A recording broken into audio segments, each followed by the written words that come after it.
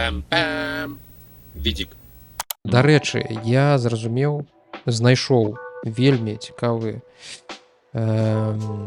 выяву, відарыс таго, на што насамрэч трэба арыентавацца, каб зразумець, наколькі камфортнае зараз надвор'е і ўвогуле да чаго рыхтавацца.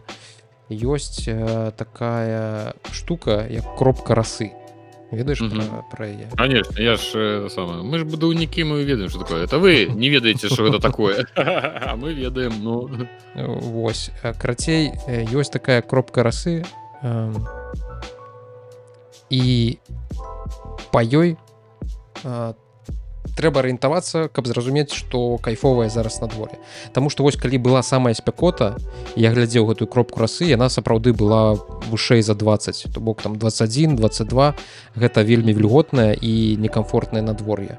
Яна вылічваецца, я так разумею, на аснове тэмпературы і вільготнасці. І гэта нейкія іх там суадносіны, тэмпературы і вільготнасці.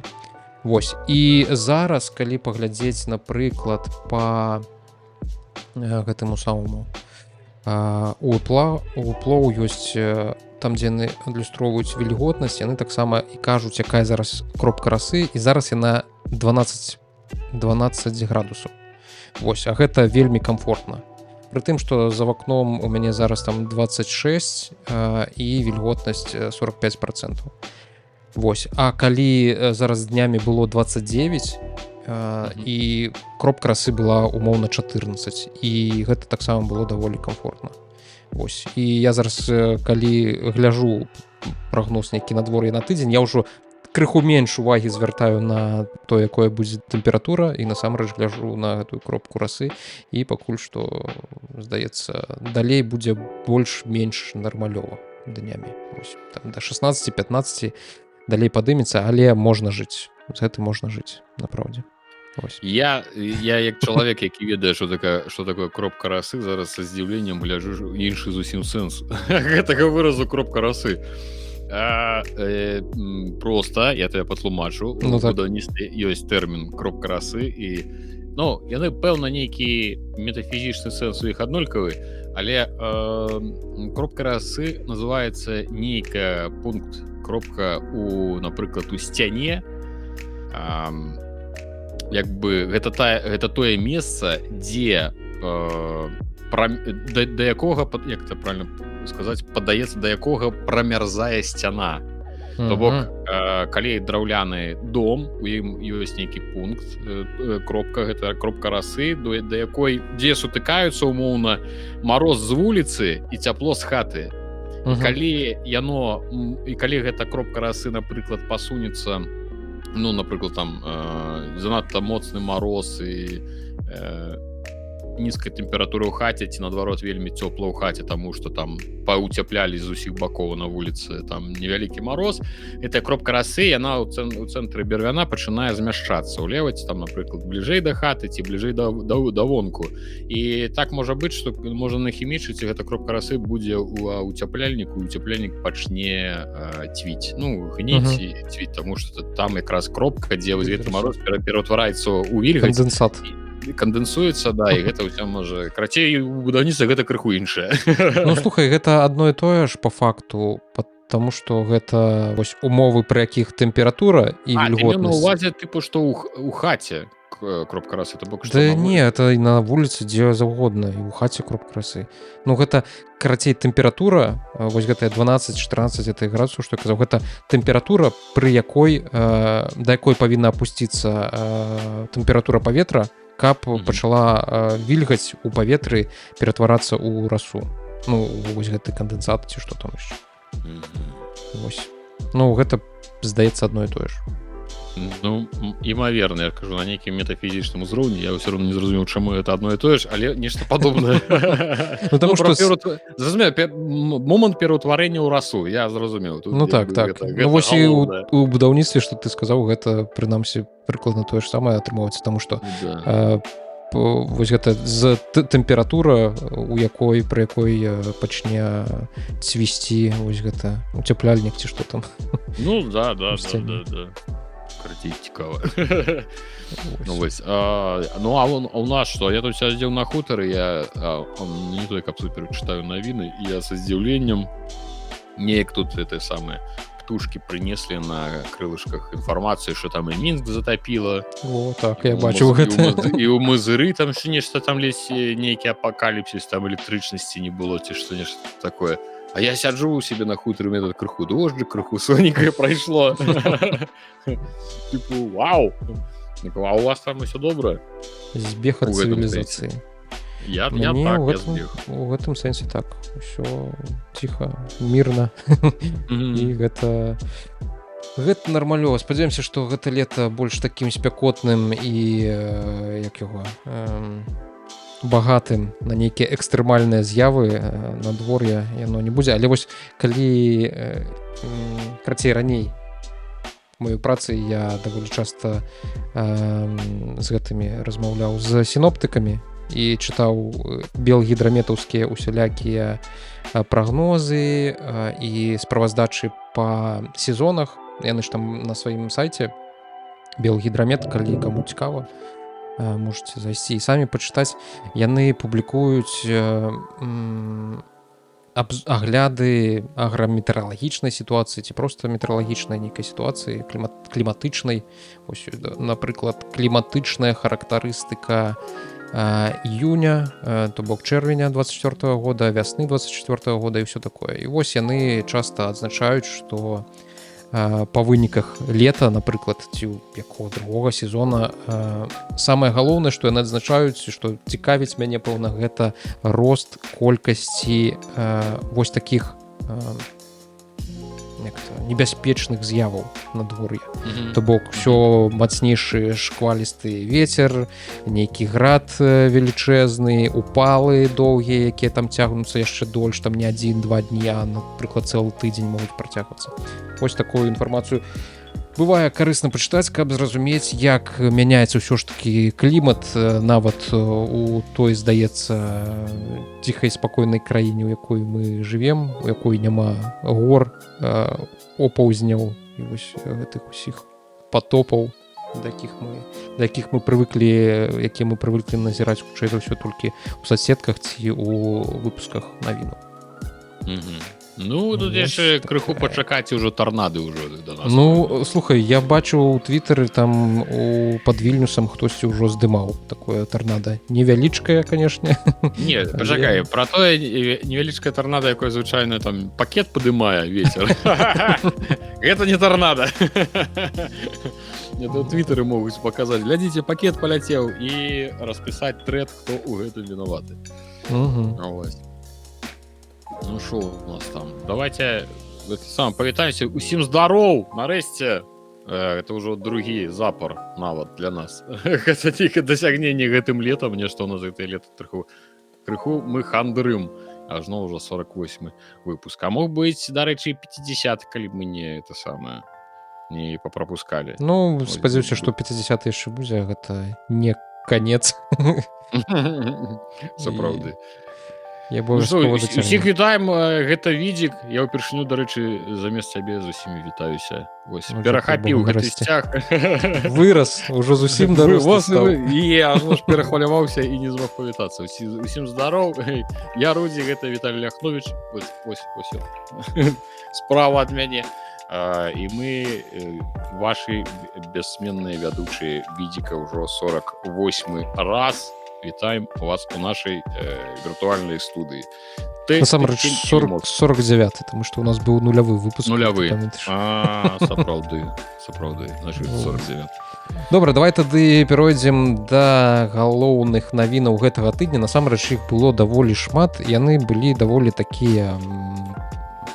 Ну, у параўнанні з мінула-тыднёвымі гэтыя нейкія, ну, ёсць за што зачапіцца языкамі. Шмат будзе сёння пра Microsoft, выбачайце, але Microsoft просто не перастае ганьбіцца, не перастае генераваць нейкія інфармацыйныя нагоды, каб мы іх усё ж такі абмяркоўвалі.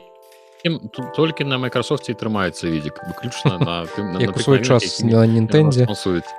Так. так цяпер будзе выключна на Microsoft. Але пачнем мы ўсё ж такі з Disney. Калі вы памятаеце, гэта такая кантора, якая здымае шмат папулярных мультфільмаў і фільмаў. Вось, Nintendo на тыдні, нарэчы тыдзень, больш чым тыдзень таму ўзламалі і ўзламалі даволі сур'ёзна. Взломали даволі сур'ёзна і выклалі... Так, чаму тут... Вот так, ось так трэба зрабіць. Пацярпела, карацей, ад масавай уцечкі інфармацыі аб супрацоўніках і кампаній пасля таго, як нейкія хакеры-актывісты заявілі, што адзін з менеджераў Disney стаў ахвярай атакі траянаў. Дзякуючы гэтай атацы атрымалася зліць 1 тэрабайт даных. Гэту тэрабайт даных ужо выклалі ў сетку. Кожны, хто хоча, можа паспрабаваць яго спампаваць і асабіста пакапацца ва ўсёй той інфармацыі, якая там знаходзіцца. А хутчэй за ўсё там штосьці ёсць, апроч асабістай інфармацыі нейкіх супрацоўнікаў Disney, штосьці будзе па неанансаваных прадуктах, у тым ліку нейкіх відэагульнях, таму што злілі злепак Slack'а. Гэта такі карпаратыўны месенджер, і вось гэты 1 тэрабайт гэта перапіскі, умоўна тэкст. Прыкінь, колькі там тэкстаў на 1 тэрабайт даных. Я бы не хацеў быць хакерам, каб чытаць гэта і каб разбірацца, наколькі карысна, ну і наколькі можна гэта ўсё прадаць. Ты ж уже абаўдзець можна столькі чытаць. Ну так, там змяшчаецца амаль 10 000 каналаў у гэтым злепку Slack'а. Усе магчымыя паведамленні і файлы, якія там перасылаліся у гэтых каналах. Ёсць страшна, пэўна, глядзець пра мемы, якія ты ўжо глядзеў, і ты як хакер просто зноў глядзіш старыя мемы, якімі там перапісваліся, нейкія жарты не смешныя. Ну так. Ёсць там неапублікаваныя праекты, непрацаваныя нейкія сырыя відарысы для гэтых праектаў, промо-матэрыялы, нават код часткова, некаторыя лагіны, спасылкі на ўнутраны API і некаторыя веб-старонкі. Таксама шмат іншага. Карацей, ва ўсім гэтым капацца будуць не 1 месяц, таму што інфармацыі сапраўды вельмі і вельмі шмат. Хто зладзіў гэтую атаку, як гэта ў прынцыпе атрымалася, хакер, які за гэтым стаіць, групоўка хакераў, як яны сябе называюць, завецца Nullbulge, нейкі нулёвы балдж, карацей, не ведаю. Што цікавае, гэтая групоўка кліча сябе фуры, не тыя фуры, у якіх сядзяць дальнабойнікі і возяць усялякія карысныя грузы. І не тыя фуры, пра якіх пішуць у твітары. Гэтыя, якраз такі. Гэтыя? Гэтыя пухнатыя. Вось, гэтыя хакеры называюць сябе фуры. Яны хутчэй за ўсё з Расіі, здаецца, ёсць такое меркаванне. І сваю атаку яны апраўдваюць тым, што Disney у 2017 годзе ўзяў і закрыў такую ММО гульню, якая звалася Клуб Пінгвін.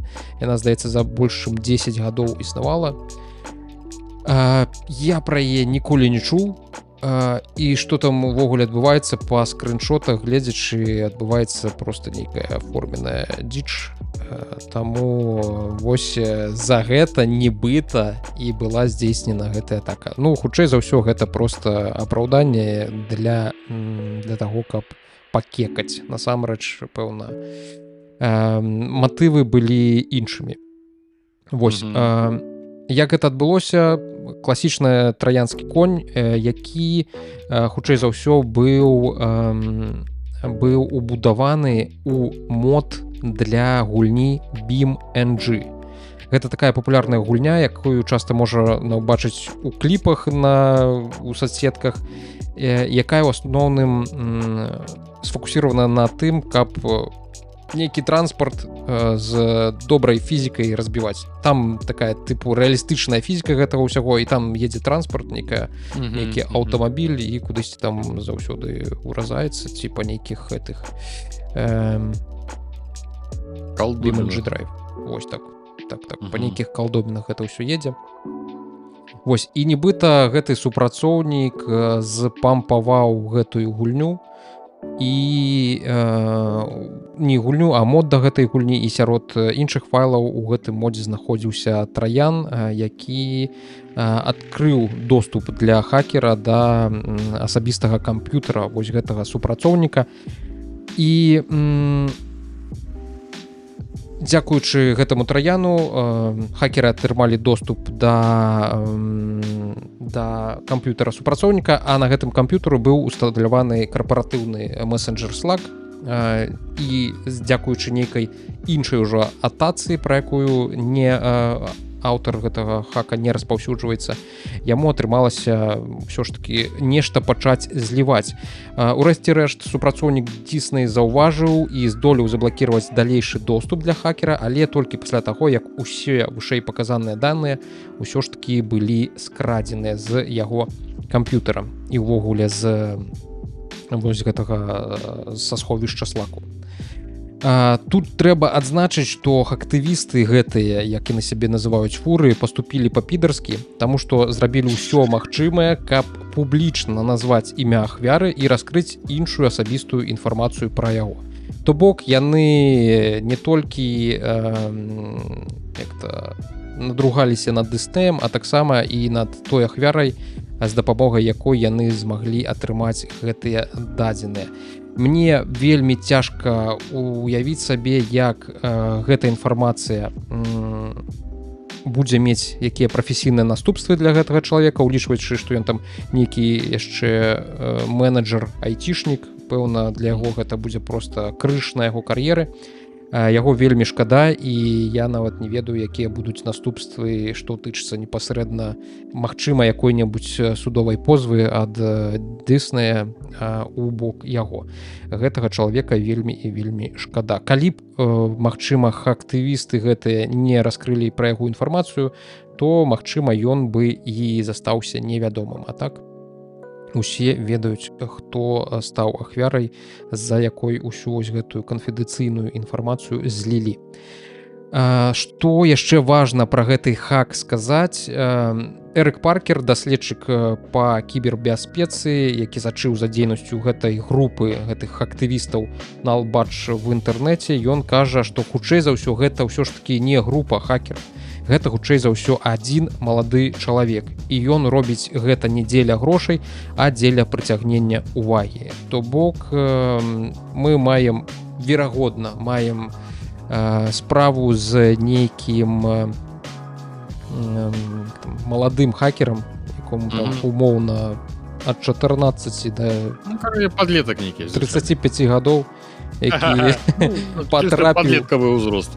Так, потрапіў пад гэта, як-то пад уплыў фуры культуры, пад уплыў фуры, ці пад фуру, незразумела, і вось вырабляе такую дзіч, якая для шмат такіх людзей, не тое, што карпорацыі-то нам не шкада, а людзей ўсё ж такі, прынамсі, даволі шкада. Вось, гэта нейкая настолькі бессэнсоўная нейкая рэч, я не магу. А у нас ёсць нейкая адказнасць увогуле за такое? Ну, конечно, ёсць. Што? Это хакерская атака узлом з дапамогай камп'ютарных сетак, там, камп'ютарнага абсталявання, штось. Не, я думаю, што просто, што я, наверное, напэўна, не так хацеў сказаць, што, зразумела, што ёсць жа адказнасць. Я пра тое, што наколькі гэта у галовах, пэўна, людзей, іншых людзей, нейкім чынам романтызавана, напэўна, нават. Што ты там крадзеш даныя у клятых карпорацый, ты там у масцы гэтага Фокса якога-небудзь, это Джей, як он там завецца, да? Што ты такі весь барацьбіт супраць там монополій, супраць гэтых сістэм, матулін. Это саме, па факце, ты просто Ну, ты просто злачынец, і ўсё. Ты просто Ну. скраў даныя чужыя, падставіў чалавека. Ты просто, можа быць, нават яму кар'еру паламаў. І ўсё, ну, як бы, Ну так, у яго, можа, сям'я, дзеці, жонка, крэдыты на жыллё. Ну, такі сабака, можа, не даесць дзе. Ну, што это такое? Што яму рабіць? Толькі што на які хутар выязджаць і там сядзець далей ад цывілізацыі. Не, ну тут, ты, дарэчы, у Дыснеі не працаваў. Не, тут уж, дарэчы, таксама трэба нешта есці. Ну, так. І за грошы таксама нешта трэба купляць. Так што мы цалкам асуджаем это ўсё. Так, асуджаем, яшчэ трэба сказаць, што зразумела, што мы гэта асуджаем, але бліжэйшым часам будзе з'яўляцца шмат нейкай інфы, зліваў зноў жа, пакуль будуць разбірацца ва ўсім гэтым масіве даных, штосьці будзе знаходзіцца цікавае, пра штосьці мы, пэўна, будзем таксама расказваць, таму што ну, калі гэта будзе сапраўды карысна. Я пакуль што нічога карыснага, прынамсі, не бачыў пра тое, што там адбылося па выніку. Дакладней пра тое, што было зліта, толькі вось непрыемна, што сярод усяго гэтага ёсць асабістыя даныя людзей, якія, ну, ім не вельмі, пэўна, будзе прыемна пад гэта ўсё патрапіць. За Disney табе не крыўдна?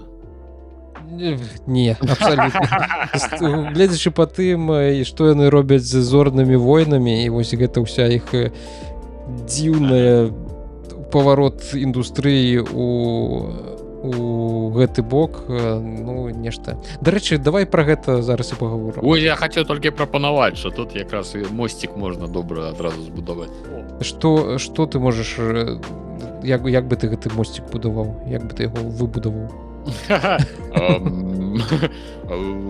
Пакуль адны заселі у Disney, іншых пагналі анучамі. Ну, як ты напісаў, у прынцыпе, мне спадабалася вельмі, ты ўжо адно так напісаў. Так, але агучваць мы гэта, зразумела, ж не будзем, таму што нас пагоняць таксама. Таксама паскасоўваюць нас таксама наш відзік гэты. Так, бізнес-інсайдеру стала вядома пра тое, што Microsoft вырашыла разагнаць каманду па дайверсіці, па разнастайнасці, справядлівасці, інтэграцыі, усім вось такім добрых словах. Выглядае на тое, што западныя кампаніі ці ўсё ж дасягнулі мэтаў разнастайнасці ў сваім штаце, які яны ставілі дзесьці там масава, прыкладна 4 гады таму, ці ўсё ж такі нагуляліся ў гэта дайверсіці. На тыдні стала вядома, што Microsoft звольніла каманду, якая якраз такі прысвечана вось гэтай разнастайнасці, справядлівасці і інтэграцыі, пасля таго, як уклала ў ініцыятыву $мільёны. Раней памеры такіх камандаў змяншалі Zoom, Snap, Tesla і шмат яшчэ якіх амерыканскіх кампаній. Агулам па 2023 годзе адзначалася скарачэнне на 44% колькасці адкрытых вакансій на работу, звязаную з дайверсіці, усіх гэтых дайверсіці менеджераў. Каманду ў Microsoft звольнілі з фармулёўкай пра змяненне патрэбаў бізнесу. Прынамсі, такая інфармацыя утрымліваецца ва ўнутраным электронным лісце за аўтарствам былога лідара гэтай каманды. У электронным лісце былы кіраўнік абвінаваціў вышэйшае кіраўніцтва Microsoft у расследаванай і даказанай дыскрымінацыі, пераследзе і таксічнасці. То бок ён ціха не сышоў, ён усім вырашыў сказаць, што вось, і гэта я вас на чыстую ваду вывеў, а вы мне нагой пад сраку. Гэта так не працуе, хлопчыкі. У электронным лісце таксама апісваюцца намаганні каманды, якія дапамаглі зрушыць немагчымыя горы і выхаваць бліскучых этычных стратэгаў сусветнага ўзроўню кампаній, якія дапамагаюць зрабіць свет лепшым. Гэтая каманда была створаная, дарэчы, пасля падзеі 2020 года, калі ты памятаеш, там у Штатах на піку пандэміі быў забіты афраамерыканец Джордж Флойд, пасля гэтага распачаўся маштабны гвалт, і Microsoft была адным з ключавых гульцоў у галіне тэхналогій, якія былі на перадавой каб задэклараваць вось гэты свой удзел у праграмах роўнасці і разнастайнасці. У рамках сваёй прыхільнасці да разнастайнасці інтэграцыі Microsoft падкрэсліла свае планы інвеставаць каля 150 мільёнаў долараў у гэтую справу і нават падвоіць колькасць чарнаскурых лідараў у кампаніі да 2025 года. На дварэ ў нас зараз 2024 сярэдзіна, пэўна яны ўжо падвоілі, а можа быць 5годку у 4 гады скончылі. Перавыканалі. І перавыканалі. Усіх белых выгналі. Ну так. І ўсё скончылася гульня. Вось, прэс-сакратар Microsoft, якому задалі пытанне, што у вас там адбываецца у гэтым Microsoft з Diversity, ён сказаў, што обязательства компании застаются неизменными. Наша увага до разнастайнасці непахісная, і мы цвёрда прытрымліваемся нашых чаканняў, надаючы прыярытэт адказнасці і працягваючы засяроджвацца на гэтай працы. Пакуль незразумела, колькі супрацоўнікаў Microsoft пацярпелі ад раптоўнай змены ў бізнес-патрэбах кампаніі, але гэта такі добры званочак, які дэманструе, што пэўна нейкі хайп па вось гэтаму Diversity, ён па разнастайнасці, які ўзнялі да вышынь, да піка, на руках неслі ўсе гэтыя тэхналагічныя кампаніі, ён сыходзіць на нет, таму што, ну, як мы бачылі, некаторыя крупныя канторы ўжо заявілі пра тое, што скарачаюць гэтых людзей. Вось, а таксама ўсё больш негатыва прытым такога бізнесовага. Гэта не тое, што ось у інтэрнетах гэтыя белыя цысгендерныя спермабакі штось там ныюць, што іх ушчамляюць і жанчын і цемнаскурых на іх пасады садзяць. А менавіта гэтыя кампаніі пачалі адчуваць бізнесовыя наступствы вось нейкага такого бяздумнага падыходу да Diversity, да разнастайнасці. Таму што мне падаецца, усё ж такі гэта правільная справа. Яна павінна быць, таму што чым разнастайней каманда, тым у цябе больш поглядаў на тое, што вы робіце, як вы робіце і дзе вы усе знаходзіцеся, і вы нейкім чынам можаце адкалібраваць свае адчуванні да таго, што адбываецца на рынку. Але усе вось гэтыя кампаніі, яны вырашылі проста разбіць сабе галаву аб гэтую сцяну Diversity і даказаць, што мы найлепшыя. У нас самая моцная, самая альфа Diversity, якое толькі можа быць. І пайшлі ў крайнасці, як это дэманструе тое, што адбываецца з Дыснеем і з Зорнымі войнамі, прынамсі, якія проста ператварыліся у нейкае шапіто, калі гаварыць пра апошні акаліт. І туды не проста так зараз вярнуўся Боб Айгер, які быў апошнія там 20 умоўна гадоў прэзідэнтам Дыснея, кіраваў Дыснеем, але там некалькі гадоў таму ён вырашыў сысці на пенсію і адпачыць, але далёка яму сысці не атрымалася, таму што проста пачаўся нейкі тварыцца, умоўна, гамон у Дыснеі. Ён зараз вярнуўся, мы Дысней прасралі. Ён зараз вярнуўся і спрабуе таксама наладзіць справы у гэтым усім. Я не здзіўлюся, калі з Дыснея таксама папруць вось усю гэтую каманду сцэнарыстаў, якія пішуць той жа акаліт, і дзе там святым духам адбываюцца зачацці джедаяў, ці каго там. Вось. А яшчэ ёсць такая, я таксама за гэтым асабліва не сачу, але вось фанаты... Крык я чуў, крык на ўвесь далятае, што там нешта нейкі зусім ужо нейкі. Разумееш, там з кожным выхадам Зорных войнаў, зразумела, крык і гвалт пра тое, што всё, серый конец. Але на гэты раз з гэтым акалітам там уж зусім нейкі ўжо быў гамон быў, што ўжо галасілі ўсе, хто толькі можа. Вось, я знайшоў эту відарыс з гукам, дакладней без гука, але вось прыкладна так фанаты з Зорных войнаў выглядаюць. Вось. Так, гук мы ўсе пачулі ў сваёй галаве ў гэты момант. Так, а яшчэ ёсць цікавы кейс амерыканскай піўной кампаніі Bud Light. Ведаеш такую, пэўна, ці не чуў? Bud Light, а ты ведаеш, што... Чакай. Я задумаўся, это не павіс інтэрнэт у мяне. Все, Бадлайт, я з Бадвайзером пераблытаў, все, давай гавары. Вось цікавы кейс Бадлайта. Гэта было піва яшчэ некалькі гадоў таму, піва нумар 1 у Штатах. Яно вельмі такое таннае, вельмі мачавіннае, не ведаю, як это сказаць. Крымза? Наша? Я так, крыніца. Крыніца. Ну, можа, не, рэчыцкая, хутчэй, штосьці такое. Ты што, шмурыў? Рэчыцкая добрая Дзе піва. Крымза, а дзе рэчыцкая? Так рэчыцкая добрая, но я памятаю, што гэта смачнейшае звычайнае піва з беларускіх. Адзін час было, дакладна.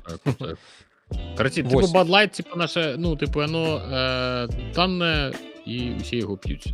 Усе яго пілі, асабліва яго пілі усялякія гэтыя кансерватары, рэднакі, так, якія бяруць просто, ведаеш, это 2 яшчыкі па 50 пушак і вось на цэлы уікенд выязджаюць там страляць па пустых піўных бутэльках, пушках. Вось, і ў нейкі момант вось гэта маркетинг Бадлайта вырашыў, што ім таксама трэба рухацца ў бок да дайверсіці, да разнастайнасці. Вось штосьці жанчыны мала п'юць нашага піва. Жанчыны мала п'юць нашага піва, як іх заахвоціць для таго, каб яны пілі яго больш. І яны вырашылі заахвоціць іх з дапамогай вось гэтай транс-жанчыны. Яны пачалі з ёй супрацоўнічаць.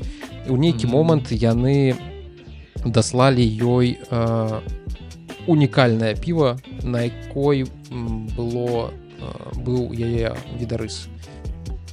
Вось, і прасоўвалі гэта актыўна ў сацыяльных сетках. Вось, глядзіце, якія мы прасунутыя, як мы, вось, транс-жанчыны п'юць наша піва, далучаць звычайныя жанчыны, вам таксама спадабаецца наша піва. Але па выніку гэта спрацавала ў адваротным кірунку. Я не ведаю, на што яны, па праўдзе кажучы, разлічвалі, але іх сталая аўдыторыя, якая зрабіла гэта піва нумарам 1 па спажыванню ў Штатах, яна пачала адварочвацца ад Бадлайта. Там Кід Рок, адзін з такіх рэднек спевакоў, не ведаю, ён пасля вось гэтага зробленага на пушцы піва партрэту транс-жанчыны, ён просто выложыў у інстаграме сторыс, як ён расстрэльвае там ці то з аўтамата, ці то з драбавіка яшчык піва Бадлайт. І пасля гэтага пачалі вельмі сур'ёзна падаць продажы гэтага піва ў Штатах. Пачаўся сапраўдны байкот.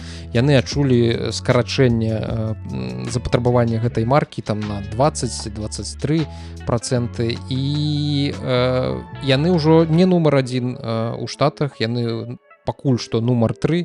Невядома, наколькі далей будзе гэта ўсё скарачацца, але таксама гэта пэўна закране і астатнія маркі. Ну, там гэта ж Бадлайт, это не гэта кантора, это просто адзін бренд піўны, які належыць канторы, якой належыць яшчэ некалькі піўных брендаў у гэтым самым у Штатах.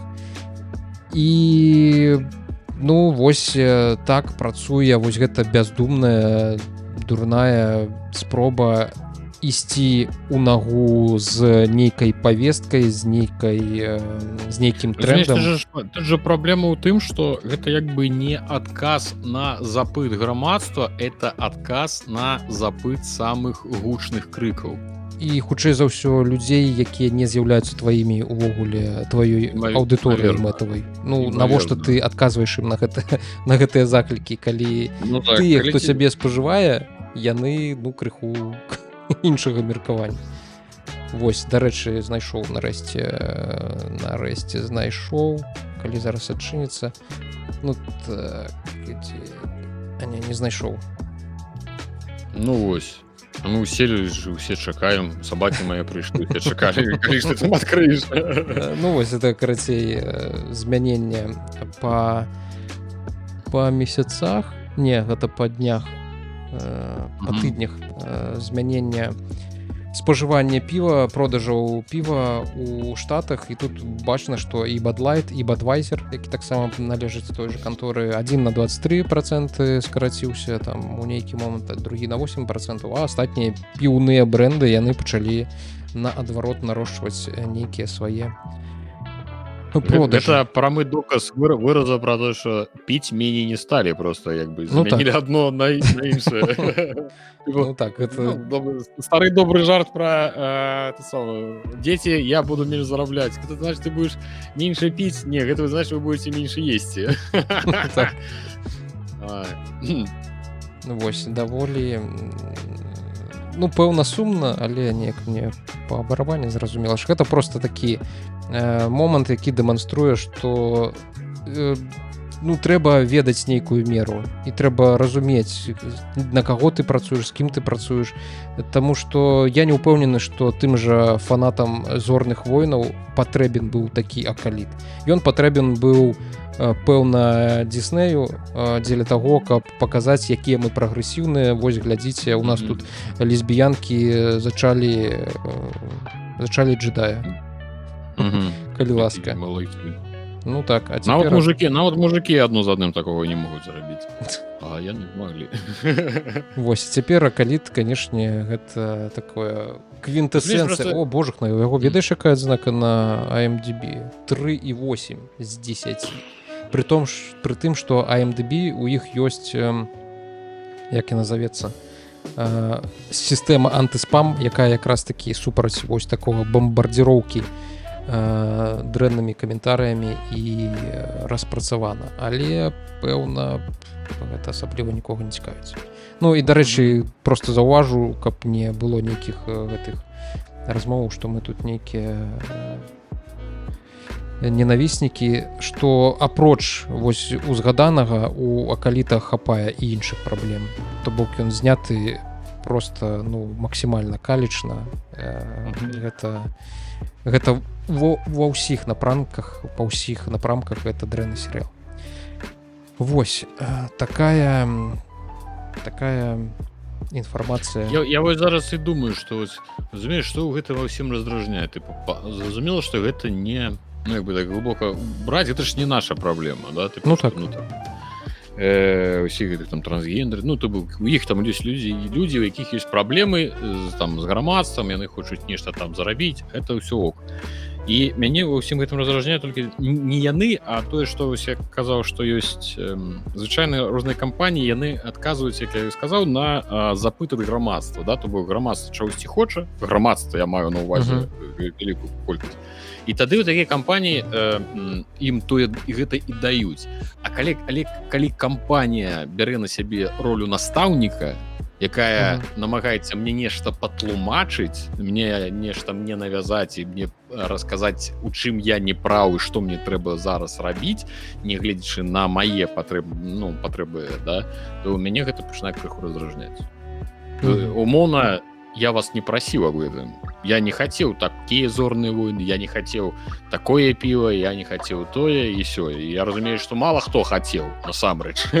Гэта, тыпу, калі ідзея, ініцыятыва ідзе не ад грамадскасці, а ад умоўна аднаго сапраўды там некага супрацоўніка на працы, які проста мае магчымасць гэта зрабіць. І ўсё. І пачынаецца гэта нейкае... Ой... Ці мы просто дзяды, я не ведаю. Я ўжо заблытаўся ў гэтым складаным свеце. Абсолютно з тобой згодны. Добра, давай, каб далёка ад Microsoft не адыходзіць, пагаворам пра, ну, пэўна, самы вялікі збой за апошнія 20 гадоў, пэўна, у тэхналагічнай індустрыі. Так мы сёння, слухай, мы ж па Microsoft мы сёння ўжо пройдземся, дык пройдземся з усіх бакоў. Па Microsoft? Паглядзець. Ну так, але тут і гэтым разам не яны былі вінаватыя, канешне, гэтым разам ужо былі крыху іншая кантора вінаватая.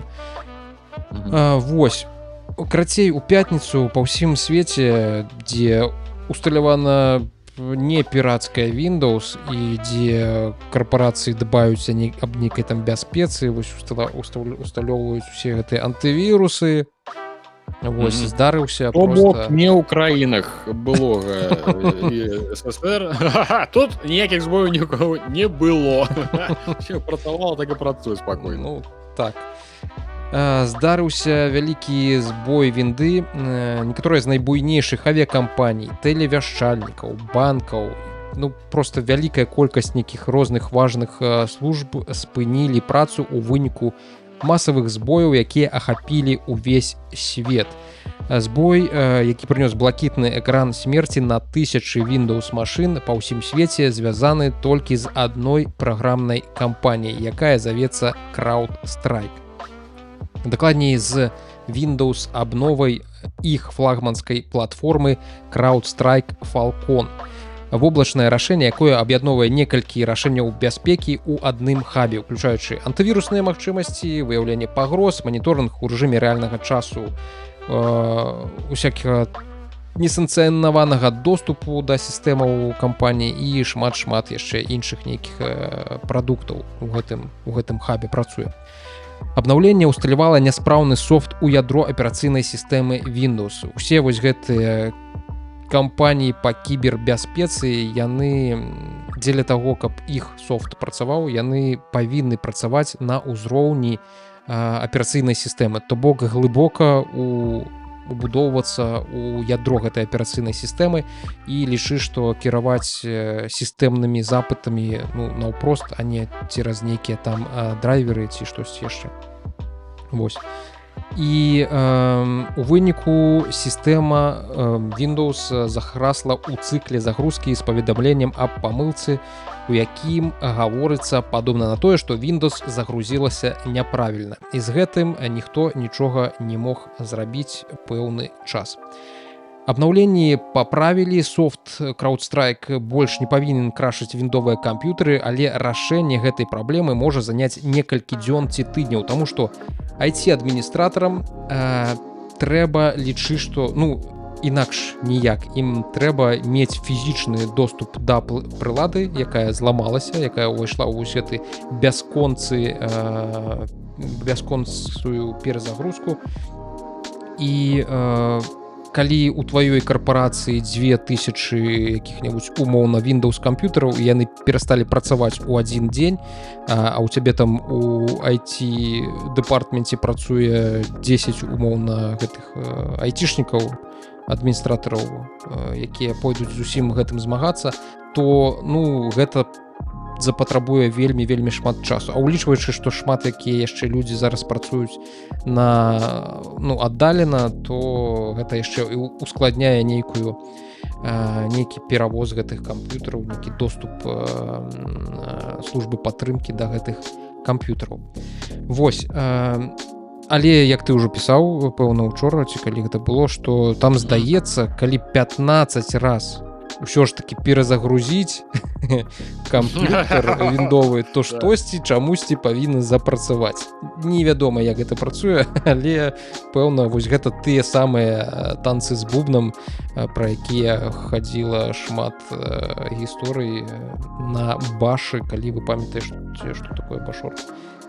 Вось. Калі вы памятаеце, можете свае ўстаўныя зубы пакласці ў шклянку перад сном. Гэта памятаюць выключна дзяды. Так. І гэта сапраўды была такая вялікая праблема па ўсім свеце, таму што кліентамі CrowdStrike з'яўляюцца больш за 29 тысяч арганізацый, і больш за 500 з іх уваходзяць у спіс Fortune 1000, то бок гэта самыя прыбытковыя, самыя вялікія кампаніі у Штатах, здаецца, у Штатах, калі я не памыляюся. Карацей, не працавала, лічы, што не працавала шмат чаго, не будзем паказаць, што пра ўсё.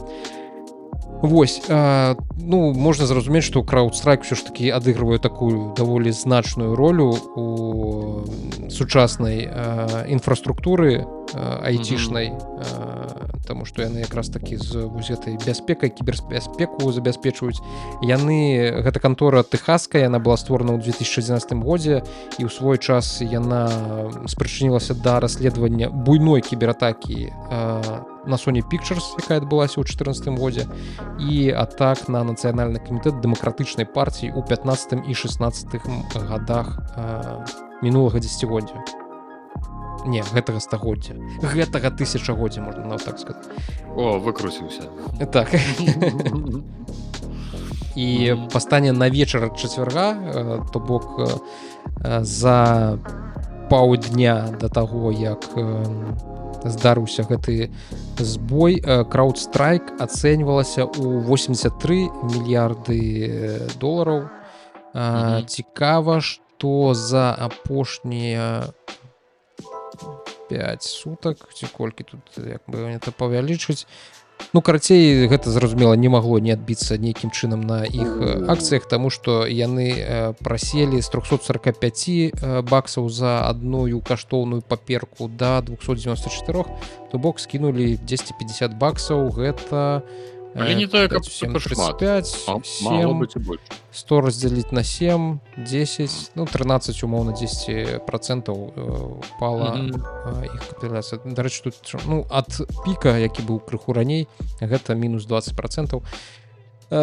Наколькі у доўгатэрміновым гэта ўсё адаб'ецца на... Я гляджу, у іх уже былі нейкія такія падобныя сітуацыі. Ну, не факт, што гэта было выклікана менавіта гэтым, і, дарэчы, зараз, пэўна, таму што сёння субота, гандлю на біржы, пэўна, няма, ці што, ці, можа, яны прыпынілі гандаль гэтымі каштоўнымі паперкамі гэтай канторы, але вось пакуль што далей усё не падае. Паглядзім, як гэта будзе у панядзелак. Ёсць верагоднасць, што гэты CrowdStrike, ён можа атрымаць нейкія судовыя позвы, таму што шмат якія авіякампаніі там вымушаныя былі пераносіць свае рэйсы, адкладваць гэтыя рэйсы, яны зараз панясуць нейкі мінус, карацей, будуць мінусавы прыбытак, гэта як? Заробяць мінусавы прыбытак. Шкоду, можаш сказаць, нормально. Так, я не магу вспомніць вось так слова хусенька. Вось, таму што так, і рэфанды за адмененыя гэтыя будуць і ўсё такое, ну, але... Гэта вялікія кампаніі, яны такі, ну, ўжо патэлефанавалі ўсім сваім адвакатам, сказалі, так, хтосьці павінен за гэта заплаціць, за тое, што мы згубілі. Але самае галоўнае, што у вялікіх карпорацыях працаўнікоў быў невялікі адпачынак, видиш, як яны радуюцца, таму што адбыўся ў пятніцу, ад самага ранку адбыўся гэты збой, таму што, лічы, гэта бясплатны працоўны дзень.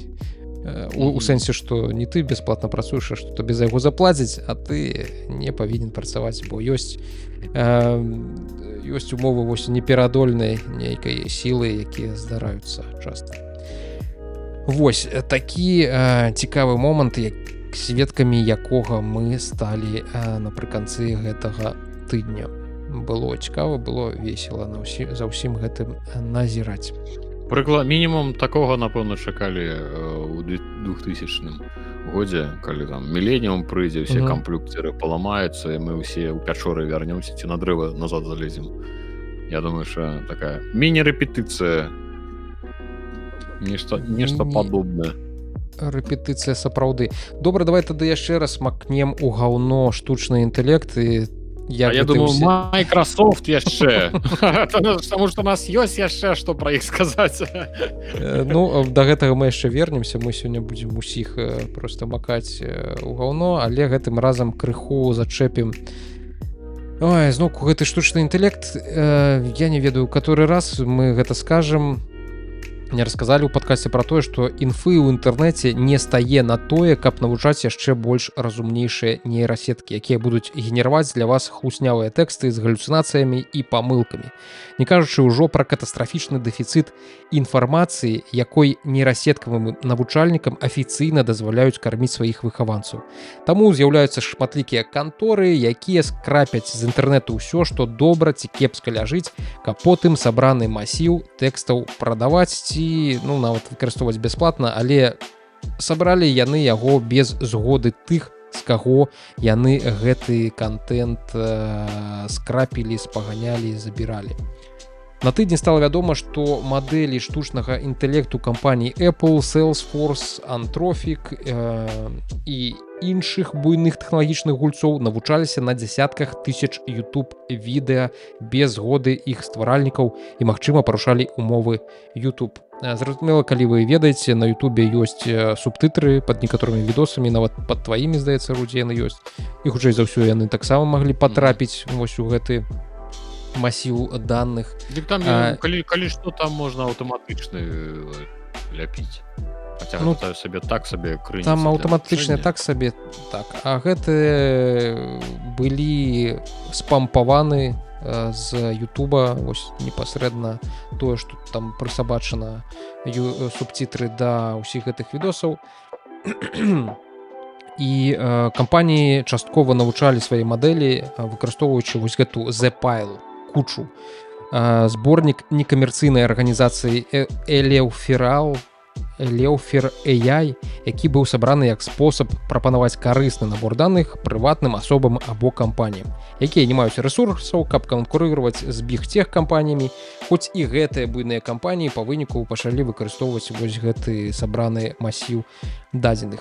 Pile змяшчае кнігі, артыкулы Вікіпедыі і шмат яшчэ іншага, магчыма, нават вашыя пасты з соцсетак, я не здзіўлюся, хутчэй за ўсё так і ёсць.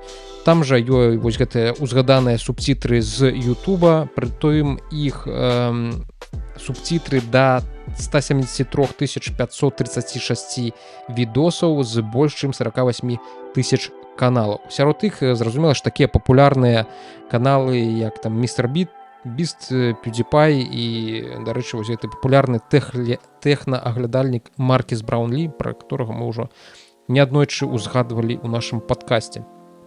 Апошні, дарэчы, выказаўся пра сітуацыю і сказаў: Apple атрымала даныя для свайго штучнага інтэлекту ад некалькіх кампаній. Адна з іх сабрала масу даных расшыфровак з відэа на YouTube, у тым ліку з маіх. Тэхнічна Apple пазбягае абвінавачвання тут, таму што гэта не яны шкрэбалі ўсе гэтыя даныя.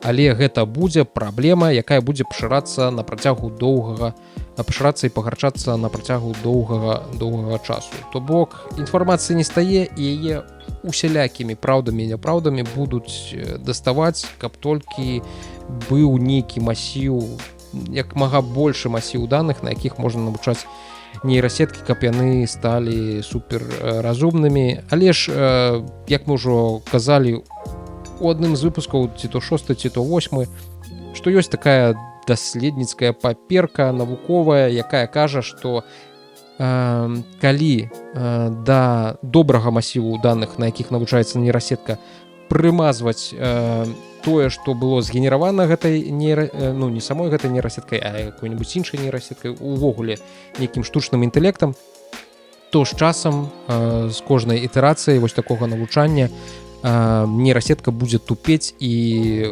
ўсё больш і больш генерировать нейкай лухты.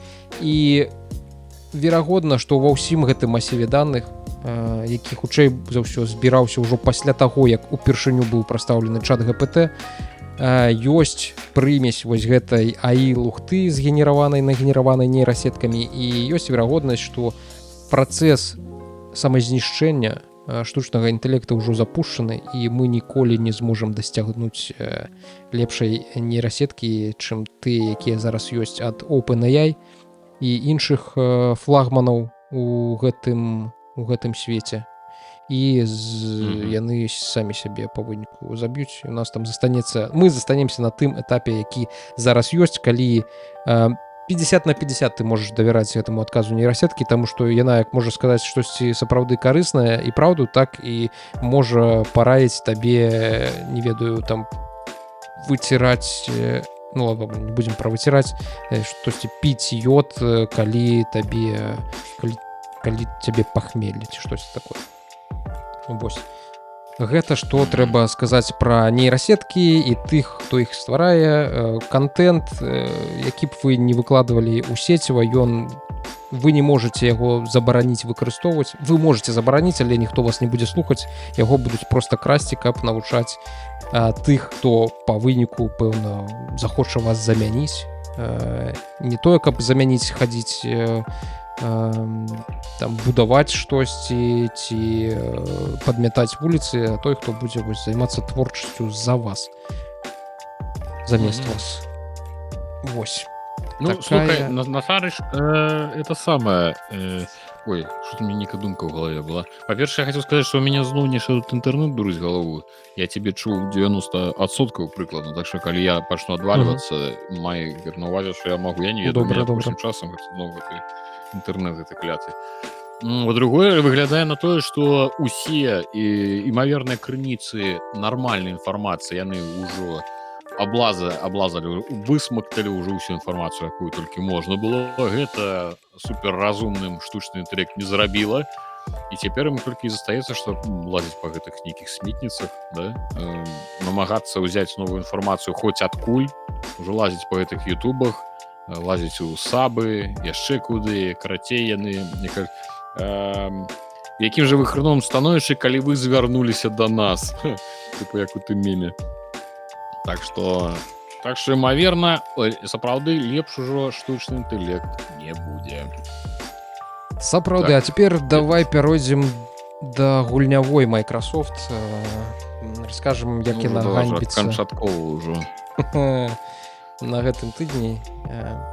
Вось, канчаткова яе заганьбіць. Яны самі сябе ганьбяць. Я не ведаю, як гэта робіцца, але яны просто... Нічога не робіш, а яны бяруць і самі лезуць у нейкую гісторыю. Крацей, на тыдні босс па маркетынгу EMEA, Xbox EMEA, это EMEA расшифроўваецца як Еўропа, Middle East, Бліжні ўсход і Афрыка. Гэта такі рэгіён, рынок, умоўна, на якім працуе і Xbox, маркетынгавы рынок. І вось гэты глава, які адказны за гэты рэгіён, за Еўропу, Блізкі ўсход і Афрыку, ён расказаў пра тое, як жа ім, бедненькім, цяжка ўсё ж такі...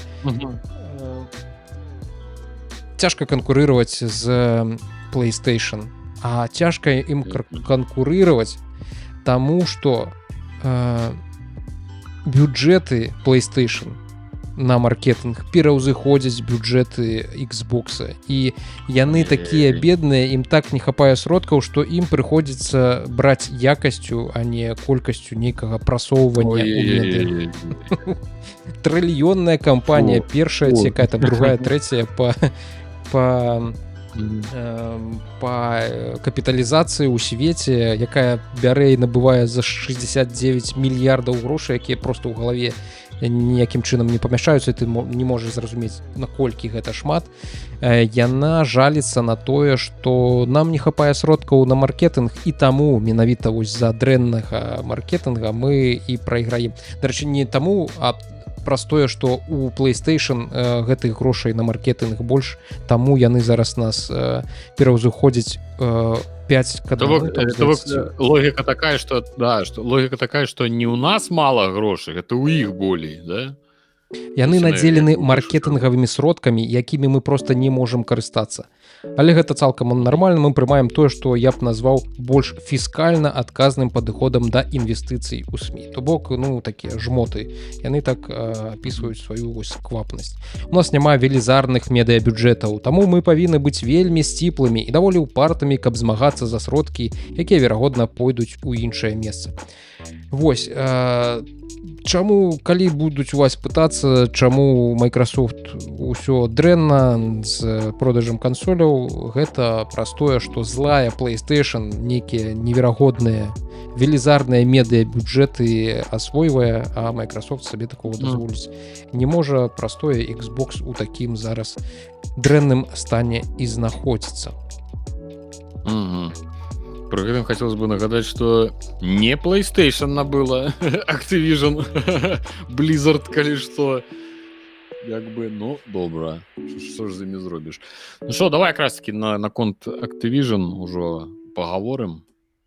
Хто там, што там зноў у іх зрабілася? Што там іх зноў уже? Адбываецца тое, што FTC, федэральная гандлёвая камісія ЗША, яна працягвае абскарджваць рашэнне суда, які дазволіў Microsoft купіць Activision Blizzard. Што там адбылося ў канцы мінулага года прыкладна. Вось.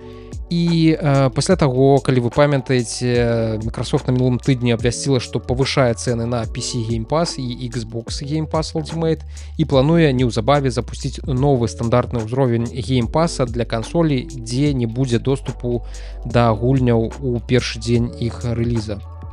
Вось, ад гэтых first-party гульняў. І FTC праглядзела гэтыя новыя тарыфы. У кансольных гульцоў, карацей, застаецца толькі дзве опцыі. Ці пакуль што сядзець на старым кансольным тарыфе за колькі там $11, але не быць застрахаваным ад таго, што праз пару месяцаў Microsoft скажа: ну, ўсё, цяпер праз месяц мы вас пераключым на іншы тарыф і нічога вы нам не зробіце, ці адпісваецеся ўвогуле. Вось. І яны завялі новы тарыф для кансолі, які будзе каштаваць $15 замест 11. Ён будзе такім жа, як папярэдні, але там не будзе доступу да гульняў у першы дзень геймпаса. То бок да вось гэтых Call of Duty, Індзіяны Джонсы, ўсё таго, якіх-то там яшчэ гульню, якія там менавіта Чакалкер, так.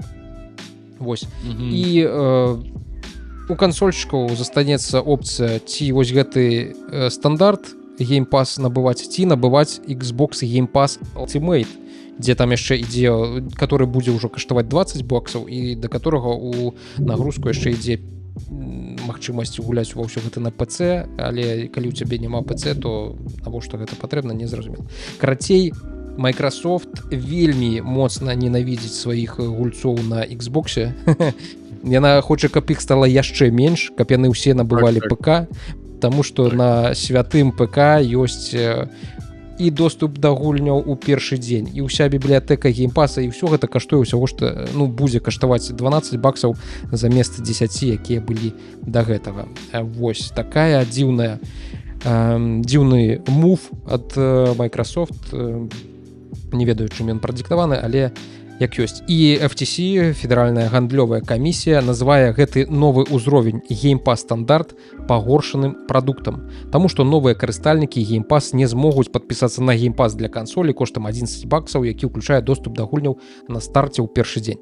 Замест гэтага Game Pass стандарт будзе каштаваць $15, не будзе ўключаць у гульні першага дня. Што піша FTC? Павышэнне коштаў Microsoft і дэградацыя прадукту ў спалучэнні са скарачэннем інвестыцый у выпуск і якасць прадукцыі праз звальненне супрацоўнікаў з'яўляюцца адметнымі рысамі фірмы, якая карыстаецца рынкавай уладай пасля зліцця. Пагаршэнне якасці прадукту, выдаленне самых каштоўных гульняў з новага сервісу Microsoft у спалучэнні з павышэннем коштаў для існуючых карыстальнікаў з'яўляецца менавіта той шкодай для спажыўцоў ад зліцця, аб якой мы папярэджваем. То бок FTC кажа, што суду, у якім зараз ідзе гэта апеляцыйная справа, што паглядзіце, што вы нарабілі. Мы пра гэта папярэджвалі. Яны атрымаюць вось такую важную франшызу і пасля гэтага пачнуць тварыць з ёй усё, што трэба. Яны ўжо пачалі звальняць студыі, то бок скарачаць выдаткі, накупілі 100-500 мільёнаў студый, зараз просто частку з іх выкідваюць, яны больш не будуць рабіць нейкія свае гульні, за кошт якіх іх ведалі. А таксама пагаршаюць тым самым якасць прадукту, які там будзе выпускацца, а таксама пачынаюць падымаць цэны і рабіць менш карыснымі умовы на нейкіх узроўнях падпіскі, якія ёсць. То бок прымушаючы юзераў выдаваць усё больш і больш грошай на вось гэты Game Pass. І гэта, мне здаецца, толькі пачатак. Microsoft, пэўна, яшчэ не хутка спыніцца на гэтым, і мне падаецца, пасля вось паразумення таго, як адпрацуе Call of Duty у геймпасе, будуць нейкія новыя змены, пэўна, яшчэ да ПК яны дабяруцца гэтыя змены, так што да $12 на геймпасе таксама не прывыкайце. ёсць верагоднасць, што за нас таксама з часам возьмуцца, пакуль што можна жыць спакойна, але гэта пэўна ненадоўга. Все так выглядае, відаць, сапраўды выглядае на тое, што яны просто хочуць выжыць усіх кансольшчыкаў. Ты послухайце, ну давайте мы уже забудем, что у нас была калісьці кансоль, просто купіце камп'ютары, плаціце там свои $12-15 і забудем, зробім выгляд, што Xbox ніколі не існавала, тому што Game Pass пэўна нашмат болей прыносіць грошай, чым усё тое, што трэба выдаткоўваць на падтрыманне штаноў для Xbox. Нешта пакуль што выглядае на тое. І прычым так дзіўна, усе такія, мы не ведаем, з чым звязана з'яўленне новай падпіскі па падвышэннем коштаў. Ну, канешне, ніхто не ведае, што выходзіць Call of Duty, да, што выходзіць Шакалкер. І зразумела было адразу, што яны прыдумаюць які-небудзь спосаб, як выкруціць пабольш манетак з гэтых бедных геймераў. Так что нічога мацней падушыць, так як бы паддушыць, як бы вярнуць усе гэтыя 70 чаго, колькі мільярдаў там было, ці што? Так. Ці пачакайце, усе гэтыя колькі кожную манетку трэба ж вярнуць нейкім чынам. Вось таму нічога дзіўнага, што будуць такія матэматычныя заходы, у якіх у любым выпадку будзе пакутаваць толькі хто? Правільна, будзе пакутаваць толькі геймер. Так, наконт, дарэчы, Activision, Ubisoft і гэтага ўсяго крыху скосна гэтага. Так, з чаго пачнём? Хацеў бы распавесці вам пра цікавую інфармацыю, якая нядаўна ўзнікла пра Steam. Так, я яшчэ раз папярэджу, што ў мяне тут інет дурыць галаву, так што ты, калі што, сігналізіруй мне, што нешта пайшло не па плане. Добра. Значыцца, гісторыя з вальвамі, з кранамі. Значыцца, з 21-го года у іх таксама ідзе, таксама, што Microsoft нешта ўвесь час з кімсьці там тусудзіцца, то яшчэ што. Valve таксама. Напрыклад, з 21-го года ідзе судебнае разбірательства паміж імі і канторай Wolfire, не так, як я зразумеў, распрацоўшчык, які абвінавачвае Valve і, ну, скажем, шчыра даволі слушна абвінавачвае у манапольных умовах, якія ўтварае пляцоўка Steam. Гэта вядомая камісія ў 30% забарона ставіць кошт ніжэй на іншых пляцоўках, і гэта як бы мала каму падабаецца насамрэч. Цікава, я яшчэ падумаў, што вось усе гэтыя вялікія парады зніжак, якія ў іх там бываюць у Steam, мне цікава, як часта яны заснаваны на зніжках, якія даюць самі распрацоўшчыкі, і як часта Steam карыстаецца, ну і Valve, зразумела, карыстаецца вось гэтымі такім нармальным люфтам у 30%, да, якія натрымліваюць камісіі, што яны з гэтых 30% яшчэ могуць, ведаеш, там, возьмем сабе 25, а вось 5% пакінем і зробім нібыта зніжку тыпу на стэмах. І вось мне цікава проста, як гэта ў дамовах у іх з распрацоўшчыкамі, як гэта ўсё прагаварваецца. Хто плаціць за зніжкі? Хто ў першую чаргу гэта робіць? Вось. Значыцца, ідзе гэта судебнае гэта разбірательства. Дарэчы, у 23-м годзе яны яшчэ Габэна выклікалі да сябе туды ў суд. Той аднеківаўся, адбрыкаўся як мог. Гаварыў, я то хворы, то яшчэ што, я не паеду. У людзей ўжо ўзніклі пытання, а ці існуе Габэн насамрэч? Вось. А не гэта штучны інтэлект, які прафесійна абірае бедных геймераў штогод сваімі гэтымі зніжкамі. Але ўсё роўна, даецца, яму ўсё ж такі прыйшлося паехаць. Дык гэта ўсё да чаго? Падчас гэтага разбірательства было прадстаўлена, зразумела, шмат там розных дакументаў, і з'явіліся дакументы пра тое, колькі чалавек працуе ў Steam, і колькі яны там, у прынцыпе-то, усе і зарабляюць, і даволі цікава. Я сеў, я падлічыў, я ўсё падлічыў. Лічыць чужыя грошы, гэта, конечно, справа святая. Значит, калі браць даныя за, ну, просто не будешь за кожны год, каб не глядзець, напрыклад, за 2003 і за 2021, да, 18 гадоў прайшло, памер канторы, ну, то бок Valve павялічыўся 78 чалавек до 336. Як бы не забегаючы далёка наперад, магу сказаць, што ну гэта вельмі мала.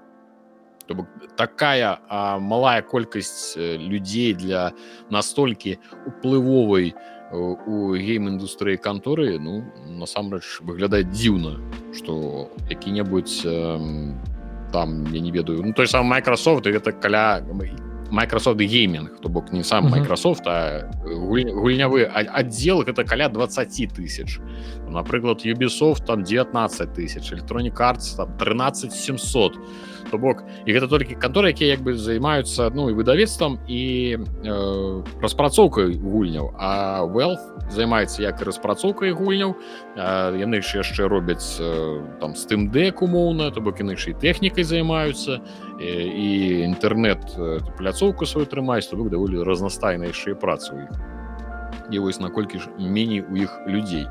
І вось на першых парах у іх было у кіраўніках 5 чалавек, якія у сярэднім на кожнага з іх яны атрымлівалі ў год 90 тысяч.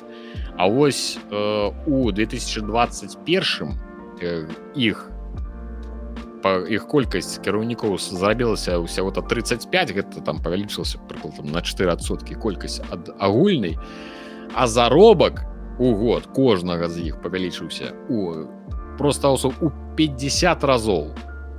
То бок атрымлівалі яны там у год па каля 90 тысяч, зараз у год кожны з іх атрымлівае каля 4,5 мільёнаў долараў. Гэта гадавы заробак кіраўніка у Valve. Ну, трэба аддаць, канешне, должное, што у астатніх там і распрацоўшчыкаў відэагульняў і распрацоўкі людзей, якія адказаны за канкрэтна Steam, таксама заробкі за гэты час павялічыліся, але не так уражваючы, ўсяго-то ў 15 разоў. Хаця і колькасць гэтых супрацоўнікаў павялічылася таксама ў шмат.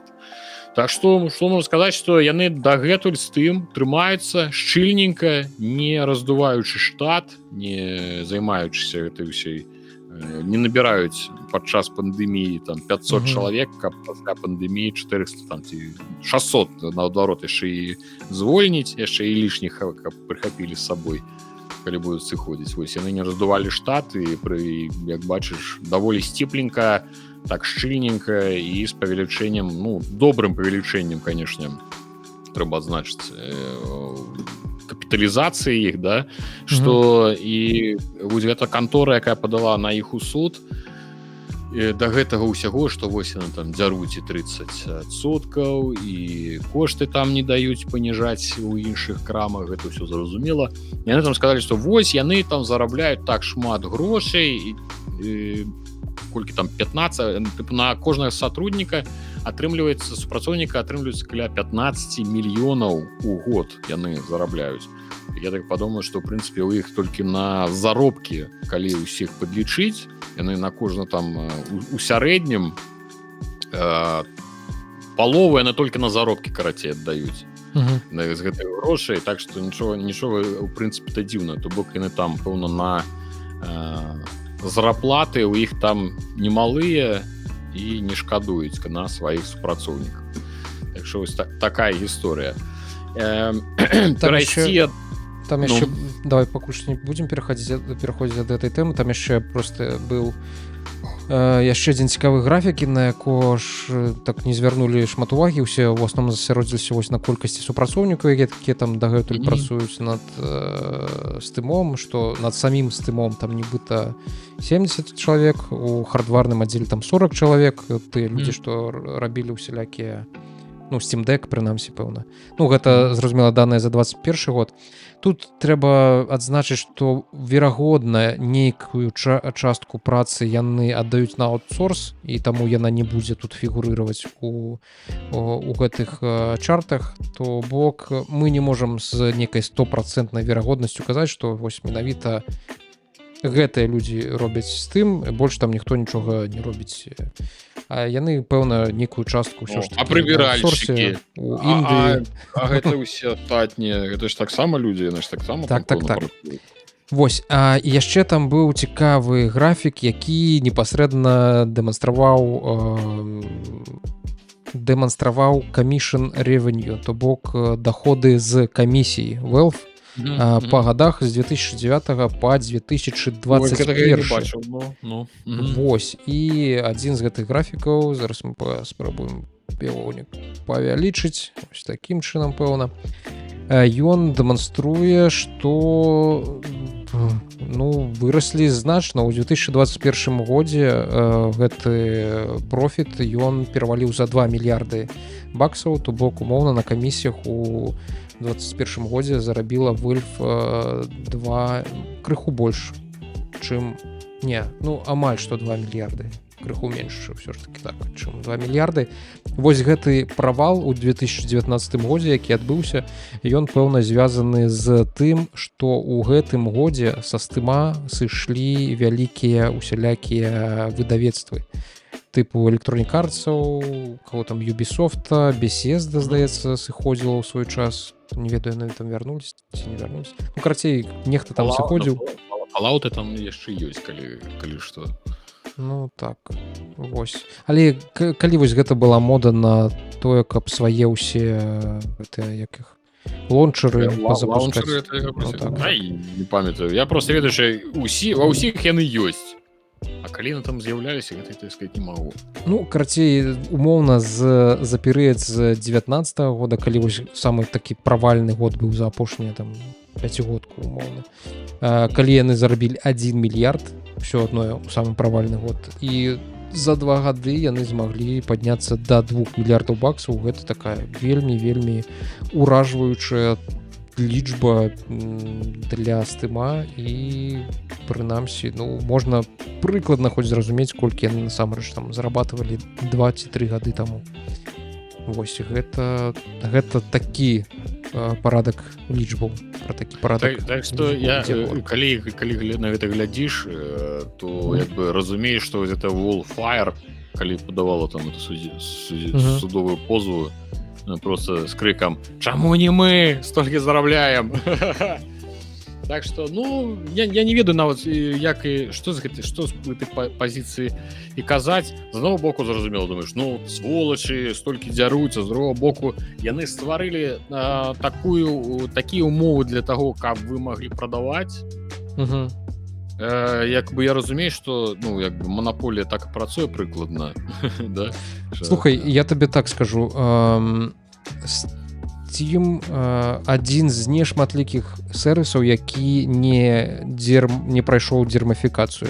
Ён дагэтуль застаецца для карыстальніка, непасрэднага карыстальніка юзера. Ён да гэтага застаецца прывабным сервісам, таму што ён дае табе бясплатна просто вялікую колькасць магчымасцей. Я толькі зараз зразумеў, калі вось нядаўна загружаў Nier Automata, і там былі захоўванні гульні, калі я праходзіў яе ў 2016 годзе. То бок на сваіх серверах гульня, Steam захоўвае гэтыя захоўванні абсалютна бясплатна. Пры тым, што ўсялякія Nintendo, PlayStation, Xbox не ведаю, але вось гэтыя дзве канторы, яны, трэба быць падпісчыкам, каб у цябе, там ёсць нейкі бясплатны ліміт, у Nintendo няма бясплатнага ліміту. Вось, Nintendo просто плаці, і тады мы будзем захоўваць у облаку сябе. Але я давно карыстаюся Nintendo. 60. Вот так. А тут табе вось усе твае гэтыя захоўванкі Baldur's Gate 3, якія важаць там кожныя ад 100 мегабайт, і іх у цябе там 500 штук, і гэта ўсё цябе захоўваецца ў облаку ў Steam.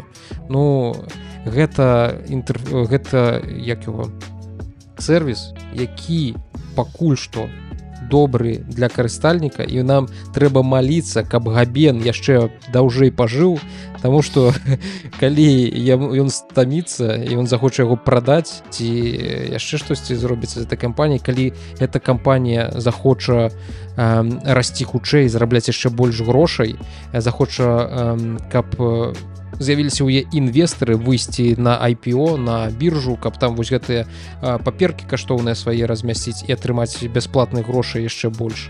І потым перад інвестарамі адлічвацца, справаздачыцца пра тое, што вось у гэтым годзе мы там на 50% выросла наша прыбыль. І каб ні разу у цябе гэтая прыбыль хоць нейкім чынам не упала, таму што тады твае гэтыя каштоўныя паперкі таксама пойдуць у цане, і інвестары будуць незадавольны, і ты не атрымаеш свае бонусы гадавыя, і будзеш смактаць бібу не ў Сан-Франциско, а дзе-небудзь Пад ашмянамі. Ну так, добра, калі пад ашмянамі. Карацей, пакуль Valve, здаецца, прыватнай кампаніяй габедна, хай яны зарабатваюць колькі хочуць, і я толькі рады, калі яны добра зарабатваюць. Так, мы як спожыўцы пытанняў няма. Вось, але калі мы з табой адыдзем ад пункту, ад позірку з боку того самого спожыўца, а з боку вось рынка клятых капіталістаў станем на іх. Я не сацыяліст. Не, я ўсёй душы кажу, з тым малайцы ўсё кайфова, ніяк пытанне. Але калі з іншага боку пачынаеш думаць, ну вось, напрыклад, існуе з тым, ёсць жа нейкія там антыманапольныя, вось антыманапольшчыкі дзяржаўныя, за чым сочаць? Затым, каб на рынку, каб не ўсталёўся адзін нейкі чэл, які будзе ўсіх кантроліць і будзе дыктаваць свае умовы. Пры гэтым жа ніхто не гаворыць, што манапольшчык — гэта абавязкова чалавек, які стаіць з бізуном і выціскае апошнія твае долары. Пры гэтым манапольшчык можа быць цалкам фрэндлі, усім падабацца, быць кайфовым хлопцам, і ён падабаецца ўсім сваім кліентам, акрамя толькі не падабаецца тым, хто напрамую з ім працуе, то бок хто як бы распрацоўшчыкі, гэта ўсе чэлікі.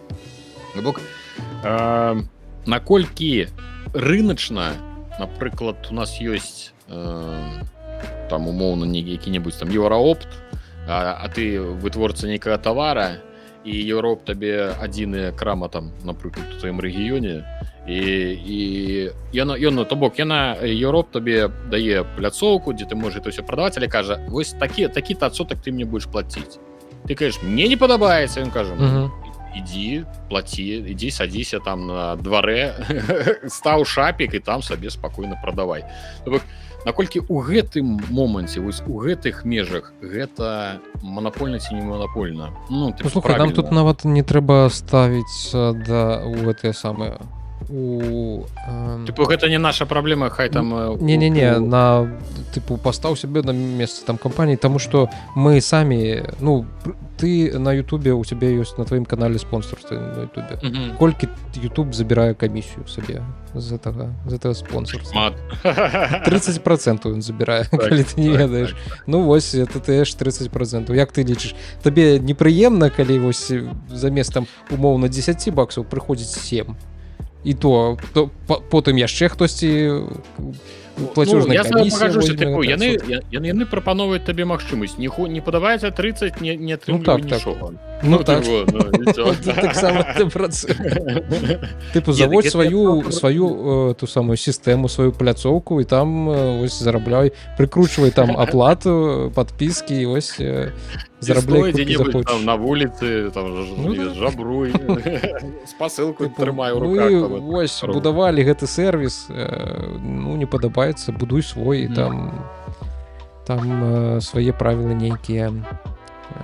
Карацей, мяне пасля гэтага зноў сацыялістам абзавуць, скажуць, я зноў за нешта.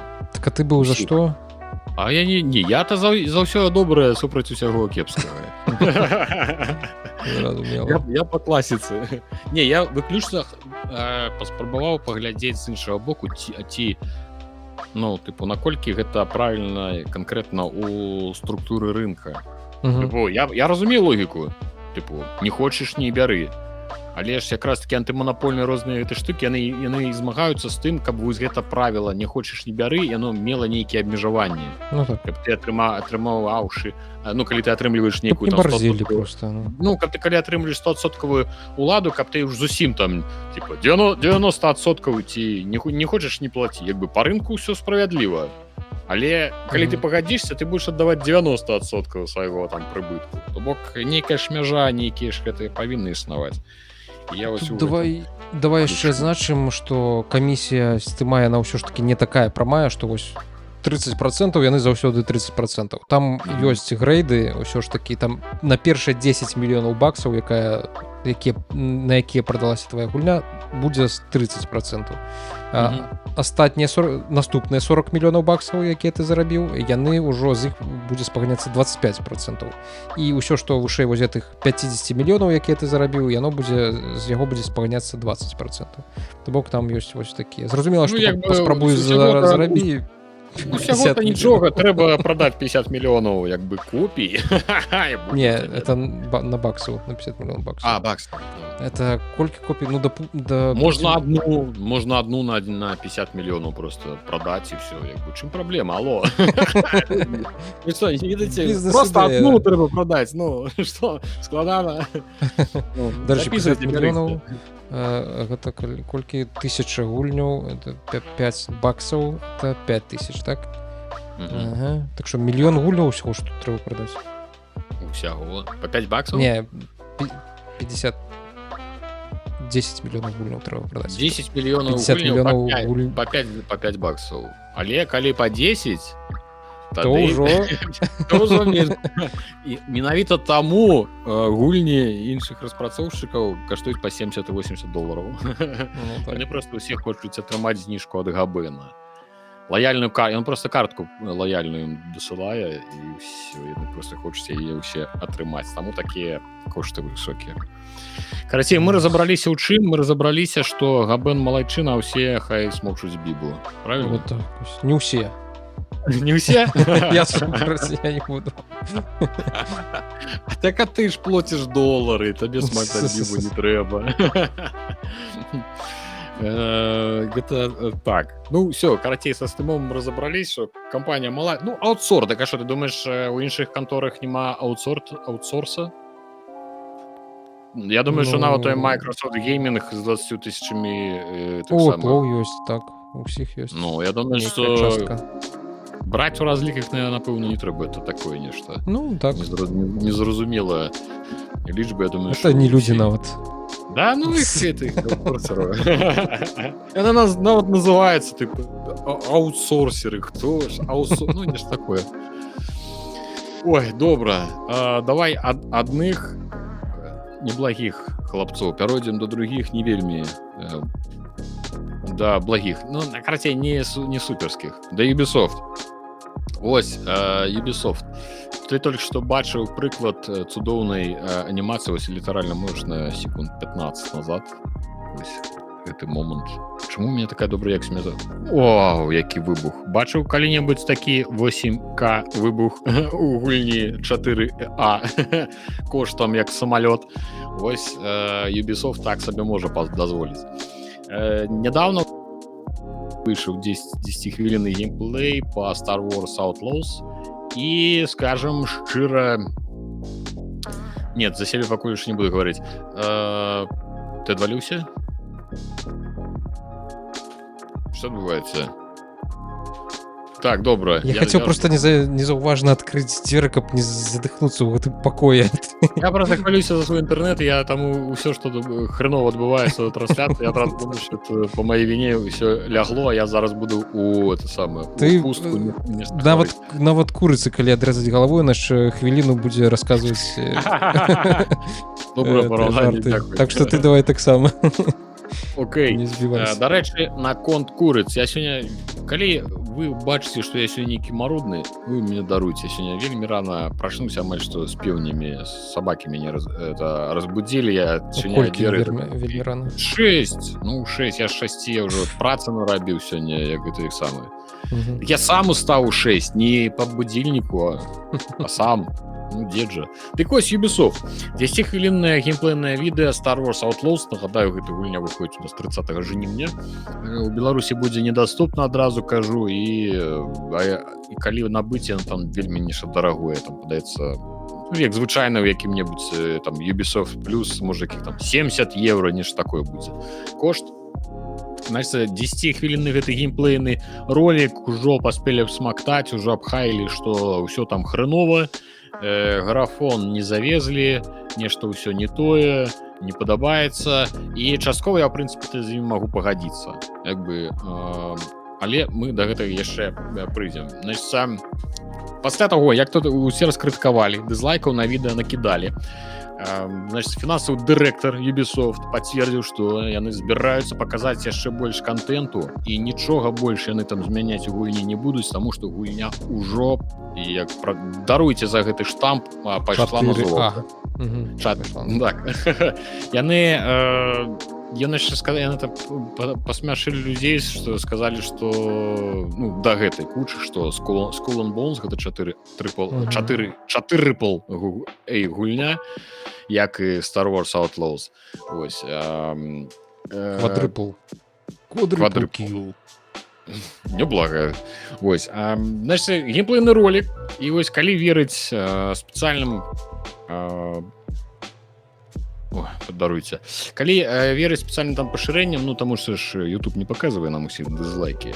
Ён паспеў сабраць ажно там нешта ў 2 разы болей дызлайкаў, людзям усё не спадабалася. Карыстальнікі, як я ўжо гаварыў, звярнулі ўвагу на мноства там дробязяў, якія не могуць пахваліцца высокай якасцю. Што я сам таксама заўважыў, што як мы паглядзелі гэты выбух, і вось яна там зараз прыйдзе на эту, даецца гэта зараз, не, крыху пазней там будзе момант з базай. Вельмі тупы штучны інтэлект. Просто драўляны да нельга.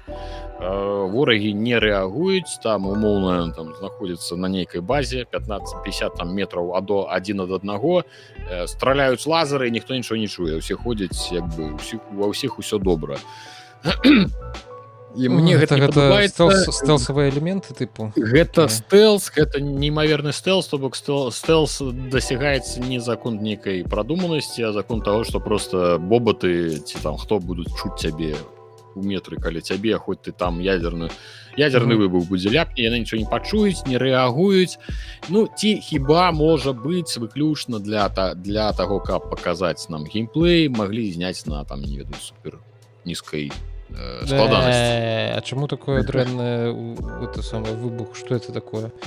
Это не дрэннае, ты злы, ты нагаварваеш просто на квадрыпл A гульню. Насамрэч ёсць пытанні. Как бы я паглядзеў цалкам гаўно. Я паглядзеў, я бы пагуляў, таму што мне такія брадзільні, хадзільні, в прынцыпе, бадзяльні падабаюцца, але ж мне сапраўды не падабаецца вось з якасцю, а яны, конечно, нешта тут не дварылі. Нагадаем, што, зноў-такі, паўтаруся, што рэліз адбудзе 30 жніўня, нідзе не ў стым, у Беларусі нідзе не будзе, можаце не шукаць. Так што 70 евро, падаецца EGS, і мінімум які-небудзь там будзе Ubisoft+. І да гэтай гульні яшчэ можна дадаць інфармацыю пра...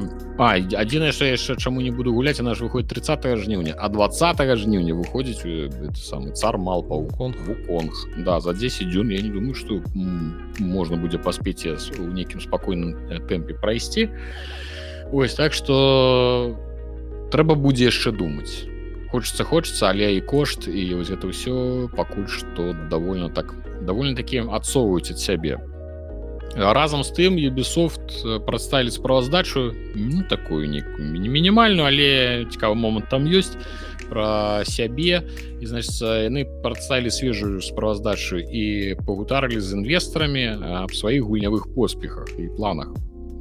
З галоўнага гэта дзіўна крыху. Сказалі пра ўцягнутасць гульцоў Skull and Bones і паказчык сярэдняга дахода з карыстальніка. Працягваюць, як яны адзначылі, дэманстраваць добрыя вынікі.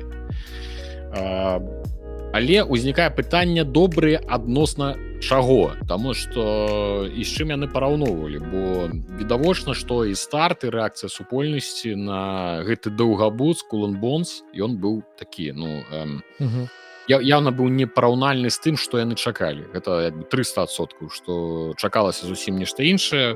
Стартавыя продажы былі невялікія, але вось яны, можа быць, яны ўжо пачалі параўноўваць уже з самымі нейкімі кепскімі сваімі прагнозамі, там больш-менш хоць нейкія долары прыходзяць, але ж, пэўна, гэта не тое, на што яны разлічвалі.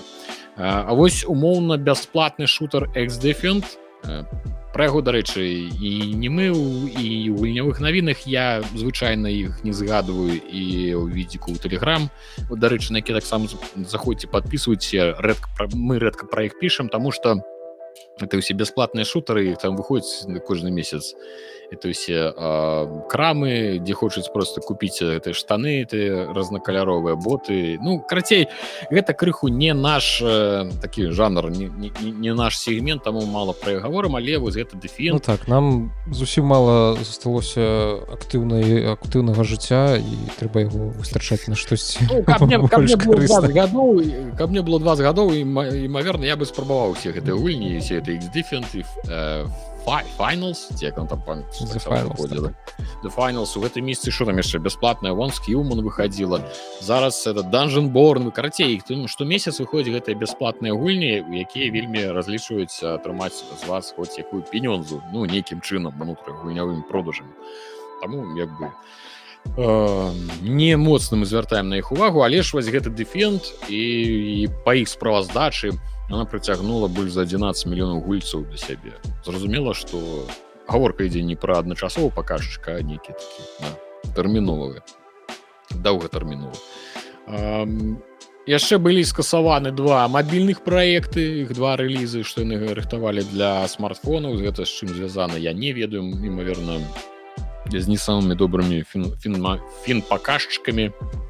Тым больш, што не зусім зразумела, чым яны там супер... Хаця, можа быць, яны спадзяюцца на Star Wars Outlaws, але там не тое, каб супер шмат у іх у гэтым годзе было добрых рэлізаў, каб на чым было зарабіць. І, наверное, неяк з гэтым было звязана, што скасавалі мабільны рэліз Rainbow Six Mobile і The Division Resurgence, пэўна, неяк так. Іх, значыцца, ну, не скасавалі, іх адклалі на будучы год.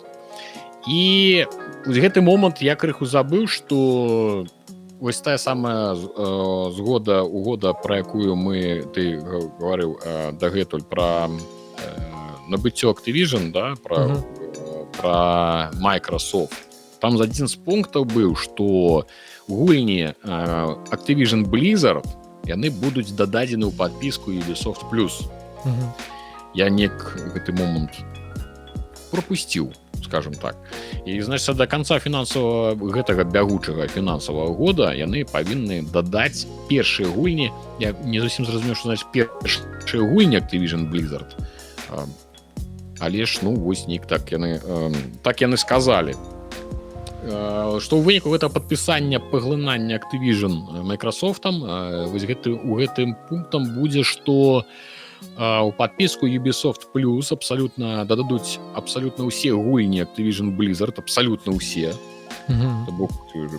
Што мы можам дачакацца Call of Duty, значыць, у Ubisoft Plus, як створаныя на бягучы момант, так і тыя, што выйдуць на працягу 15 гадоў. Як выключэннямі не сталі дапаўненні і унутрагульнявы контент. Правы на трансляцыю будуць бестэрміновымі. Так што, імаверна, яшчэ Ubisoft Plus таксама хоча адгрызці гэты кавалак пірага ад агульнага рынка. Усе хочуць нагнуць габэна. Не дамо, будзем купляць толькі ў стым. Ну і чыстае паступленне кампаніі за першы квартал там гэтых 24-25 фінансавага года склалі хрэнтальён еўра. Ну, мы просто прызвычаіліся, што няма ніякага сэнсу называць гэтыя бессэнсоўныя лічбы, тыпу мы там 800, 8, 900, ну то бок незразумела адносна чаго, колькі гэта, што гэта за лічбы. Больш-менш нейкі зразумела, што рост склаў шмат, карацей, 8%. Ну, як бы, калі гэта, ў прынцыпе, рост, ну, вось яны пазначылі, што яны нават нешта там зарабілі, але 8% гучыць як не шмат, да, тыпу, нешта яны там, нешта іх там не зусім добра ў гэтым французскім каралеўстве. Вось, гэта ў нас пра Ubisoft і пра Star Wars Outlaws. Я вось зараз, ты згадаў, што яна 30 жніўня выходзіць, а там нейкі ж просто это самае верасень, гэта просто... Там геймапад нейкі адбудзецца. Ну так, таму што Квиддич, здаецца, там 3 Ну ты выдал, видишь, просто урывается ў топ з ноги. Хотя Зразумела, бясплатная жарты гульня жартамі. па Гарры Поттары. Ты што? Гэта будзе, не ведаю, бомба. Бомба Правда. 100%. Ведаеш чаму? Тому што ось усё сваё жыццё, не ўсё, гэта занадта гучна сказано. Ну, тое, што я больш-менш сачу за геймдэвам, за гульнямі, за гэтым усім, як толькі больш-менш нейкае заціша на рынку, на першае месца ва ўсіх чартах продажаў заўсёды вылазіла ФК. Ну, то бок FIFA ці ФК, як она там зараз называецца. Дарэчы, 25-ю фіфу, якая зараз называецца не FIFA, а EA FC футбол. Ну, карацей, вось гэта ўся даўгая назва 25 таксама заанонсілі, паказалі, так што таксама будзе там у бліжэйшы месяц, там у восень ці верасень ці карацей у восені таксама выходзіць. І вось заўсёды на першае месца выходзіць гэты футбольны сімулятар. Гэта як проста, гэта як паказчык, гэта як лакмусавая паперка, гэта як, ну вось проста гэта гульня, якая прадаецца заўсёды. Яна трымае сваё першае месца, калі няма нейкага баевіка. І вось нарэшце з'явіўся сапраўдны канкурэнт, гэта Hogwarts Legacy. Яны цяпер удвох. Кожны месяц першае і другое месца паміж сабою дзеляць ці ФК, ну ці футбол, ці Hogwarts Legacy. У любой краіне, ну, в сэнсе там любой у краінах захада, да, ці ў Еўропе, ці ў Амерыцы. Увесь час, то бок, калі як толькі няма супер-пупер моцнага нейкага блокбастера, все, на першае месца ці Hogwarts Legacy, ці ты сам. Ну, ты ж трэба было зрабіць такую гульню, каб яе уже колькі год, гэта занадта гучна. Ну, полторы. Паўтары-два гады яна ўвесь час прадаецца. Прадаецца і прадаецца. Я думаю, што яна яшчэ прадаецца хутчэй за ўсё яшчэ з кансолямі разам. Ну, тыпу, людзі, напэўна, прыходзяць, купляюць эту самую кансольку і купляюць разам з гэты самы. Ці Hogwarts Legacy бандл, ці з футболом. Все, як бы, цяпер знайшлі гэты самы паспяховы бандл, тыпу, это ж бандл называецца, да, калі прадаецца кансоль. Самы паспяховы бандл. Раней гэта просто з футболом, тыпу, у што людзі большасці. Што бы вы там у сабе не думалі, што вы там такія сюжэткі, гэта мы ўжо разабраліся, што людзі гуляюць. Все роўна большасць людзей яны гуляюць ці там это самае нейкія вельмі простыя рэчы, і калі кансоль, то хутчэй за ўсё гэта просто футбольны сімулятор які-небудзь. Ну, і ўсё. Яны там Mortal Kombat, футбольны сімулятар, ну і пэўна ж нешта. Гоначкі якія-небудзь. Ну і можа быць якія-небудзь гоначкі. Все, гэта стандартны набор, а все астатняе гэта ўжо, ну гэта ўжо геймер. Гэта ўжо нешта чалавек ўжо нават цікавіцца, разбіраецца. Ось, і вось з'явіўся, што я просто заўважыў, што Hogwarts Legacy ўжо кожны месяц яны там б'юцца за першае месца. Ось, таму Black Myth Wukong 20-го, Concord 23-го. Вось гэта Ex-Defiant, вось гэта чарговы, так што... Ну так. 30-го Star Wars Outlaws, а потым пачынаецца... Это вся шкалата ідзе ў школу. Ну, дарэчы, Prison Architect таксама добрая гульня, пэўна будзе. Гаррі Поттер 3-го. Age of Mythology, дарэчы, таксама, пэўна, не... У геймпасе будзе, дарэчы, звярніце ўвагу. Stalker 5-го. Таксама ў геймпасе будзе. Астробот, ну, добра, хай будзе 6-го. Space Marine 9-го. Так. Потым ну, персона для асобных. Ну, ПК Рагнарёк. Для аутсорса. Персона для аутсорсераў, там мы ўжо разумелі. Рагнарёк God of War, які я не гуляў, які абавязкова 19-го. 20-го ўжо Frostpunk другі выходзіць. А потым яшчэ цябе даб'е The Legend of Zelda 26-го. Ну, вось, як гэта ўсё выжыць? Як? Нават, пэўна, які-небудзь кастрычнік будзе лягчэйшым. Па ўсім ну гэта бачыш нешта ў іх там у натальных картах у гэтых распрацоўшчыкаў нешта пераблыталася, Венера там за Марс зайшла і ўсё, і цяпер замест кастрычніка, які звычайна там кастрычнік лістапад, да, нешта такое у нас было звычайна, некі это самы там супер навала, цяпер нешта ўсе на верасні. 6 гульняў, якія вось у верасні выйдуць, якія я б хацеў пагуляць. 6 Ну, а что по часе, Виталия? Я еще никак не могу Kingdom Come дойти до який час. Ну, ты успокойся, сгорни этот спис назад. Хотя же тут плакать хочется от этой несправедливости, что 8 стоит коли тебе ПК, что як, ну... Ой. Вот такая история. Так, давай далее. За больш падрабязнымі, больш таким вялікім спісам усякіх навіначак, усяго, што там адбываецца ў гульнявым свеце, шукайце, заходзьце до нас у Telegram, там частенька шмат чаго выходзіць. Сёння, правда, субота, там мало написано, там што вось, ну вы заняты, мы бачыце, мы відзік пішам. Вось. І гульнявыя навіны, зразумела, у аўторак нешта там абагулім, таму шмат сюды я не цягну, але хацеў бы адзначыць яшчэ два праекты. Па-першае, гэта Forest Strike. Слухайце, ну цікавая рэч. Forest Strike — гэта, значит, кунг-фу рогалік. Падаецца, що?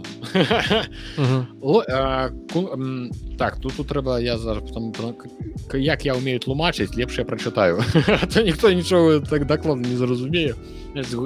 Зрабілі такую гульню Forest Strike.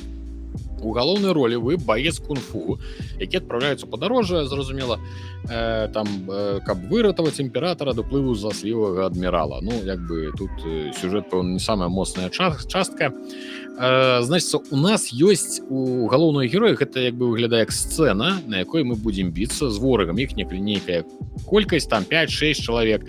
І у нас у галоўнага героя ёсць такая здольнасць, ёсць такая умеласць, як прадбачанне. Як доктора Стрэнджа. 100-500 варыянтаў гэтых сусвета. Ну, напэўна, я просто доктора Стрэнджа не глядзеў, не біце нейкай ласка, не глядзеў. Ну, там ёсць гэты мем, які я праглядзеў мільярд паралельных сусветаў, і толькі ў адным з іх мы перамагаем, щось такое. Я зразумеў. Ну, вось, тыпу, ёсць прадбачанне, і мы можам у гэтым рэжыме прадбачання паглядзець, як бы адрэпеціраваць тое, хто, ну, як мы з кім будзем біцца, там у кожнага свой напад, выкарыстоўваць, там, мне падалося, там ёсць нейкія там з мётламі, як ва ўсіх гэтых фільмах пра з Джекі Чанам, дзе ён там біўся адразу з 15 чалавекамі, выкарыстоўваючы ўсё, што вакол яго стаіць, і ты заўсёды думаў, вау, як ён гэта ўсё. А вось як, ён спачатку ў галаве гэтыя бойкі пракручвае 30 разоў, глядзіць, хто па якой чарзе хто, ну, будзе яго атакаваць, хто з якой рукі будзе біць. Вось, вы ўсё гэта праглядаеце, запамінаеце, а потым вам даецца тыпу адзін бой, адна бойка, і вы ў гэту бойку вы павінны ўсіх вось па гэтым завучаным алгарытму ўсіх пабіць. А так як гэта рогалік, то зразумела, мы будзем ісці з раунда ў раунд, у нас будуць з'яўляцца пэўна нейкі там узмацняльныя карткі, там можа быць нейкія суперудары, там прадметы будуць з'яўляцца. Вось, так што, ну, мне падалося, гэта можа быць даволі дзіўна, свяжо, і так што звярніце ўвагу. Так, дзякую Богу, што яна, падаецца, ўсё ж такі не ў верасні выйдзе. Наведае яна толькі ПК і Switch. Даты няма, але старонка з тым старонка з тым у Беларусі даступна. Так што можете зайсці і сабе дадаць у спіс жаданага. Я так зрабіў. Яна мне так, тым болей шмалёўка такая, як у гэтым Dave the Diver, да? Ну, такая піксельная, сучасная. Так што гэта можна паглядзець. І другая цікавая навіна, якую таксама вам прынёс, мне яна спадабалася тым, што гэта, ведаеце, тыпу, як бы сказаць, навіна з таго канца свету. Ну, тыпу, тое, што мы культурна не зусім разумеем.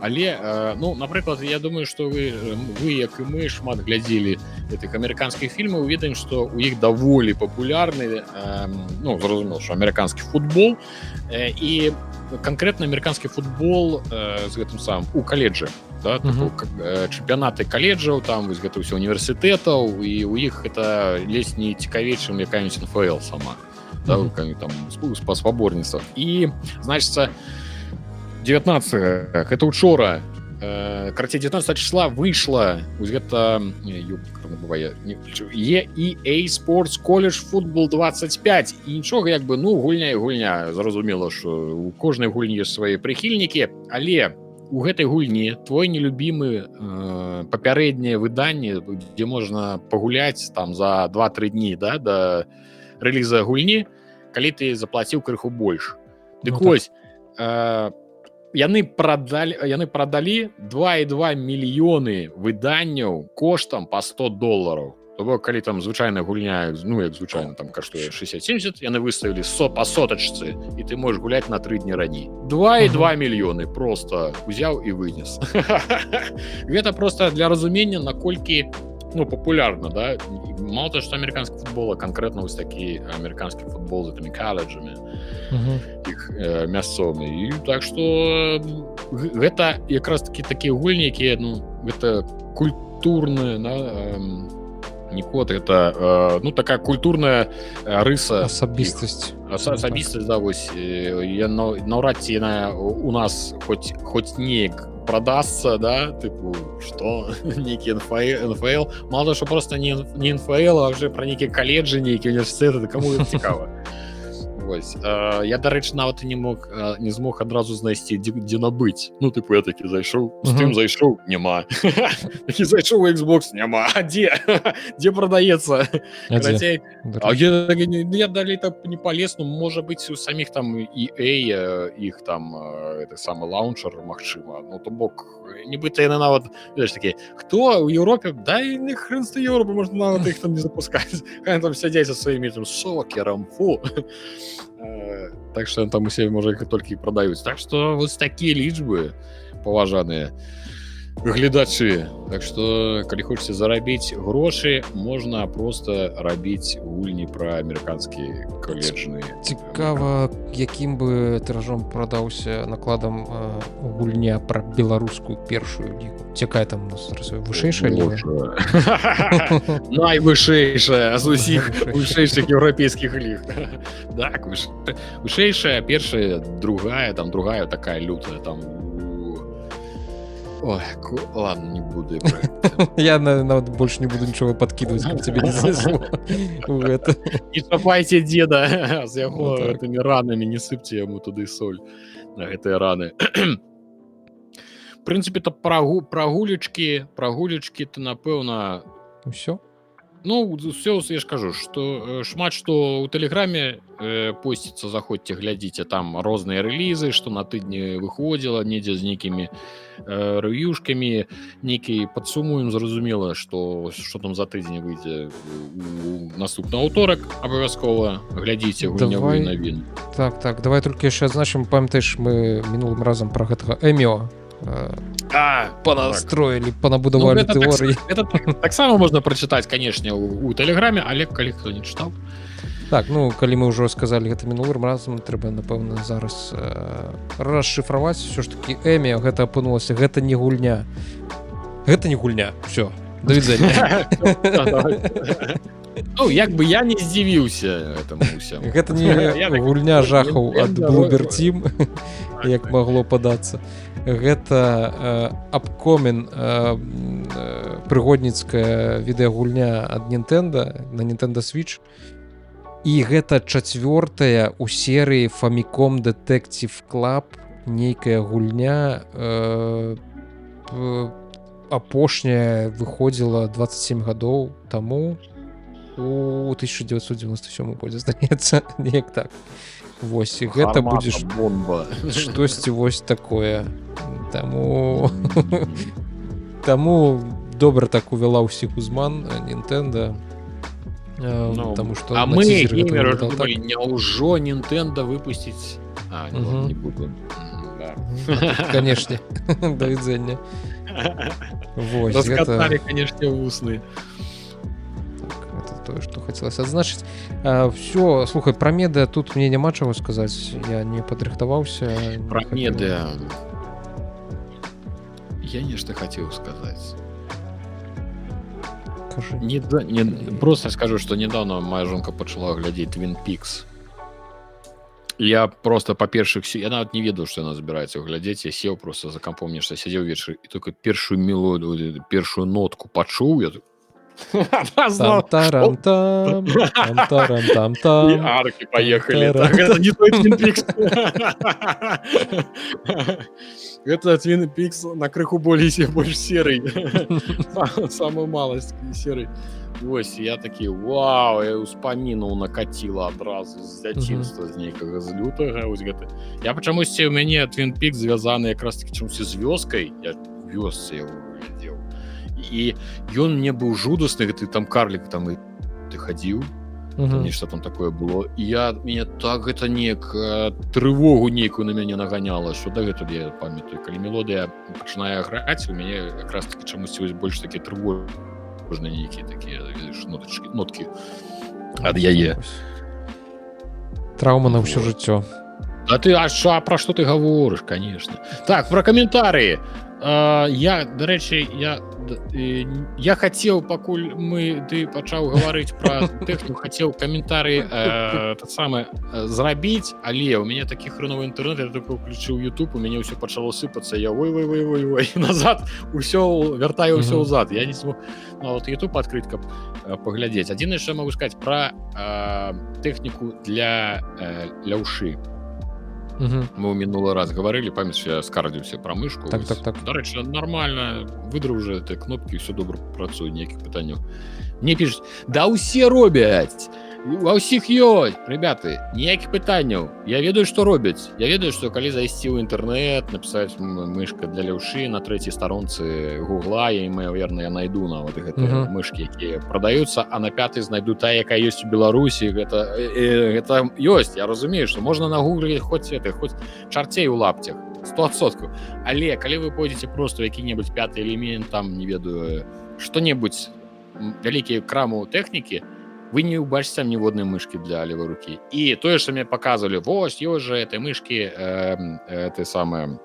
сіметрычная. Яшчэ раз тлумачу. Сіметрычная мышка, гэта не мышка не для ляўшы. То бок, для вас існуюць мышкі.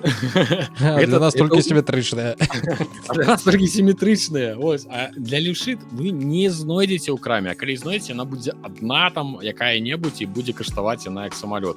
Я пра тое, што я не магу зайсці проста ў краму, убачыць прыгожая колера. Вось як я з клавіатурай, ты проста зайшоў, убачыў кайфовую клаву, 50 рублёў, такі, вау, танна, кайф, дайце, мне падабаецца. Все, з мышкамі так не працуе. Я не магу я раней браў, прыхадзіў у Еўропу і за 15 рублёў набываў самы танны там сабе мышку, да? І все, просто каб працавала.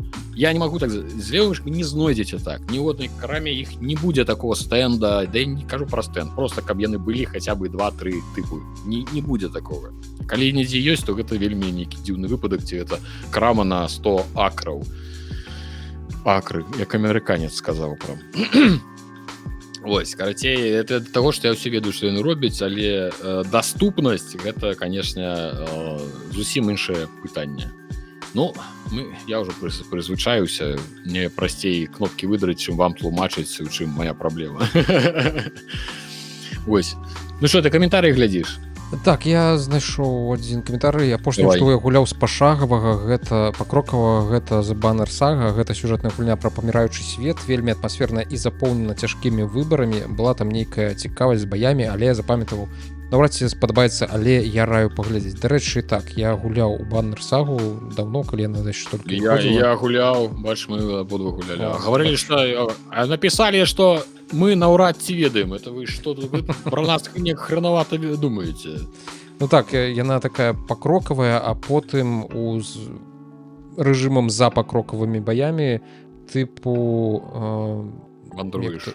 вандруеш, але там крыху ёсць тыпу менеджмент таго, як ты вандруеш, і яшчэ ўсялякія тэкставыя квесты ці візуальная навела, гэта можна назваць. Ну, карацей, такія... Там з'яўляюцца тэксты, нешта адбываецца, падаецца, там трэба было выбіраць, да? Ну так, там ёсць магчымасць выбіраць нейкія свае дзеянні, гэтыя дзеянні там будуць уплываць на групу, з якой ты ідзеш, і там могуць паміраць некаторыя з гэтых...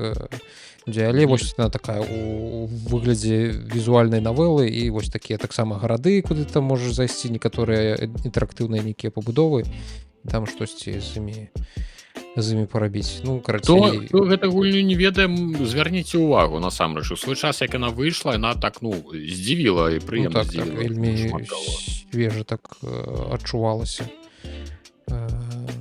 Адчувалася ўсё, што тут адбываецца, як это выглядае. І бойкі, насамрэч, былі такімі даволі цікавымі, незвычайнымі. Вось, яшчэ адзін каментарый, Лашутко. Было б цікава больш пашыраныя агляды асобных фільмаў, якія можна паглядзець па-беларуску ці ў кіно. Плюс дадаткова пра бягучыя зборы на агучку фільмаў, серыялаў і анімэ. Пра гэта мы падумаем, не ўпэўнены, хто гэта зможа рабіць, таму што мы з табой амаль што нічога не глядзім такого, каб потым рабіць. Дзякуй Богу, што мы хоць крыху гуляем. Так, такія блогеры не глядзяць нічога, не гуляць нічога, толькі сядзяць і усім расказваюць. І асуджаюць. З таго, што як я зразумеў, тут менавіта што паглядзець па-беларуску, бліжэйшым часам зараз у нас выйдзе новая кіназніжка, там якраз такі будзе пра дзе паглядзець па-беларуску і пэўна, што паглядзець беларуску, там таксама будзе. Таму вось штосьці такое з'явіцца бліжэйшым часам, будзем глядзець далей, думаць, як это далей развіваць. Дарэчы, я вось усё мінулы раз расказаў, вось тут карацей тэхнавука кожныя 2 тыдні будзе выходзіць. Тут ужо вось чацвёрку прайшоў, тэхнавукі няма. Я крыху загуляўся з нашым новым праектам, які мы хочам у рамках відзіка выпусціць, і таму тэхнавукі не было на гэтым тыдні. Я паспрабую яе ўсё ж такі тады выкласці у наступны чацвер, каб не страцілася ўсё тое, што я ўжо напісаў, неяк актуалізіруем і выкладзем у чацвер наступны тое, што ёсць, каб контент крыху падыхаў, а то калі мы вельмі часта выкладваем усё, то у нас добра жывіце, я лічу, конечно. Столькі відосаў ўсё выходзяць адзін за адным. Вось, ну, в прынцыпе, гэта тое, што я хуценька так наглядзеў, пабачыў з каментарыяў. Пакідайце слушныя каментары, заўвагі, прапановы, будзем іх агучваць, абмяркоўваць. Дарэчы, можна яшчэ такую уставачку зрабіць, што калі вось вы глядзіце кіназнічка, калі у вас ёсць нейкія там ідэі, вы хочаце ствараць нейкі контент, сапраўды гатовы, то бок не проста, што ось у мяне ёсць ідэя, я вам зараз распавяду, як вам трэба зрабіць, каб это было нормально. Не. Ну, значит, што вы можете гатовы там пісаць тэксты, нешта пісаць іх і агучваць, але, напрыклад, не можете з монтажом ці што, ці хочаце паўдзельнічаць нейкім чынам у стварэнні цікавага вялікага контенту у межах відзіка, як тое ж самае, як выглядае зараз кіназніжка, то мы, конечно, заўсёды адкрыты да вашых прапаноў, ідэй. Так што калі ёсць такое жаданне, і жаданне нешта рабіць, і жаданне і вялікае жаданне нешта рабіць, тады мы, конечно, чакаем вас у нашыя асабістыя паведамленні. Так.